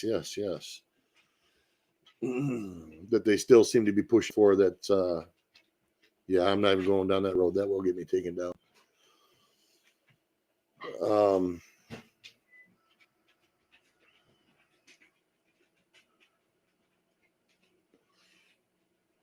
I'll tell you though, Kermis, I had expected a little more substance, but maybe I missed it with the early part of Wayne stuff. I didn't catch it till I didn't come in until the middle.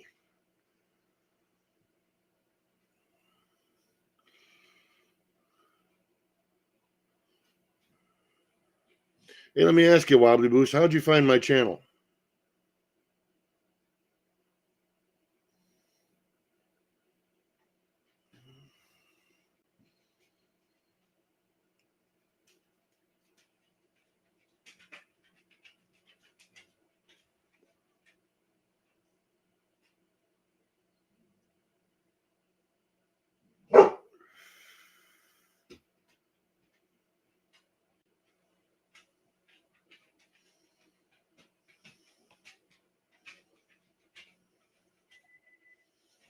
Yeah, I'll have to check out that stream, Uwe.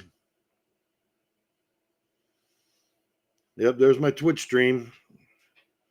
You might want to make a bookmark of that because I may go over and do things over there that I can't do over here and that I can't do on Rumble because of things. And Twitch is much, much easier to use by far.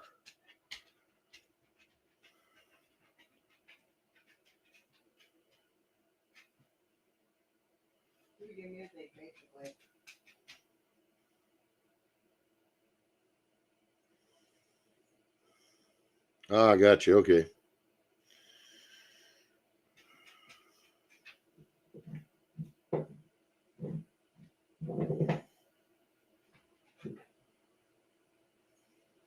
Yeah, I mean, I wanted to see what all he had going on. I mean, I'm glad to see that, he was touching on some stuff and people were actually paying attention, hopefully. Um,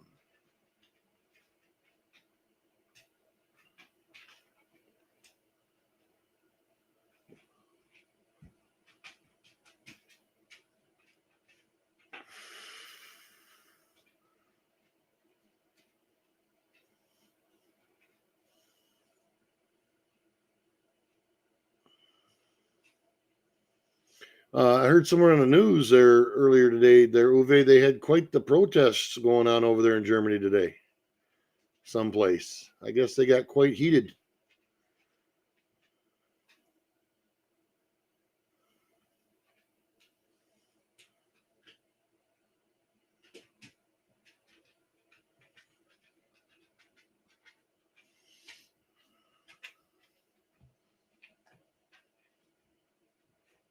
Oh, for sure, Wobbly. Uwe's like my brother. He's my brother. He's my German brother.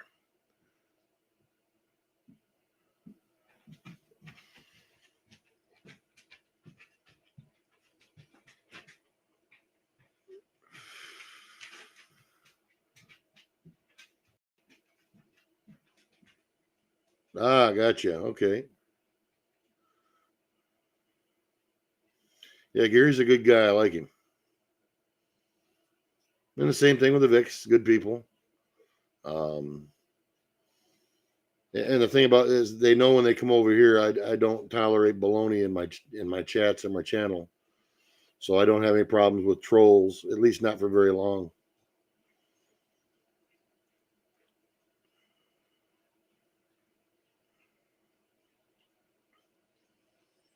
I try to promote good discussion about things.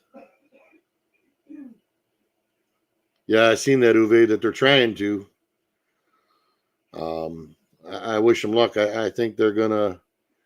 I think that they're gonna shoot themselves in the foot when it comes to government. They keep pushing it.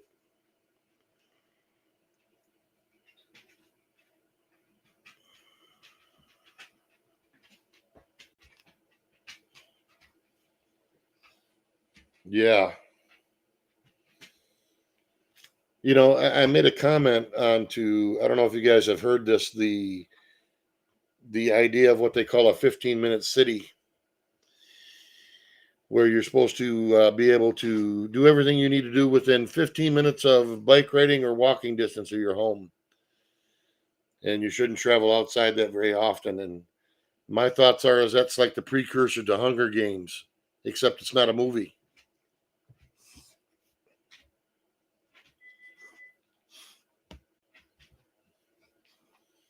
You know,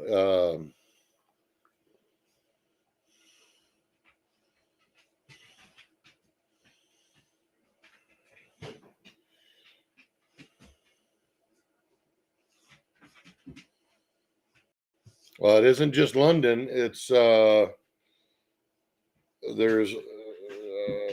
a couple in Australia. I guess they're going to try it here in Houston, which I want to see how that works in Texas. That ought to be real good. I want to see how that works out for them. I bet they ain't going to last about a week. Oh.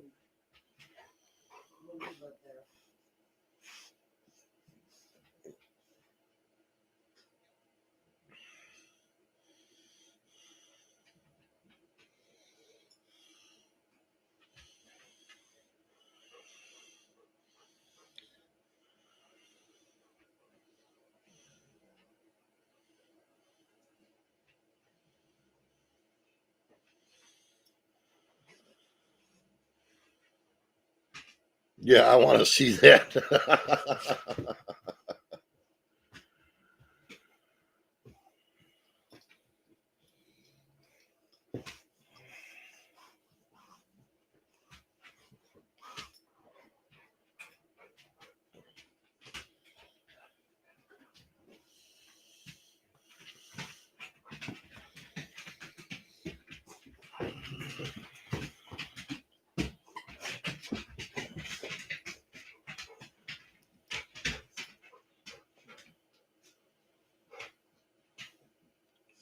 Really, no kidding, Uwe.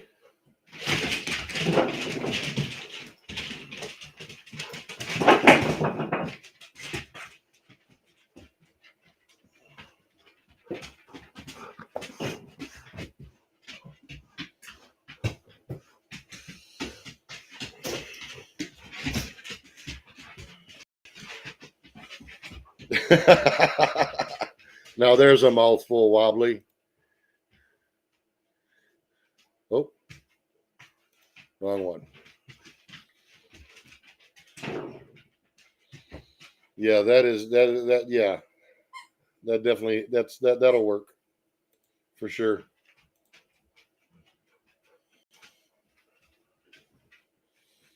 But anyways, guys, I'm going to shut this down. I'm glad everybody showed up that did show up, and I hope it was productive for people, at least.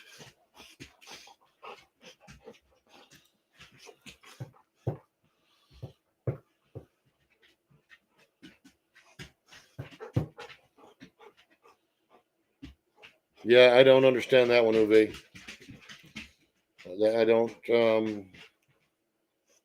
don't understand that one at all.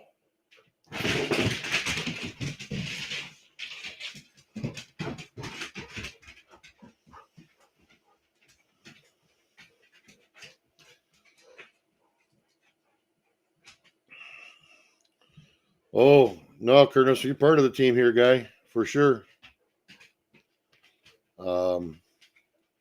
Everybody that comes here has been part of the team, believe it or not, as I've slowly been gaining traction again. But anyways, everybody that's still left in chat, take care. Have a good one. Outlaw, knock it off. And I'm out of here. In 3, 2, 1. Take care, everybody.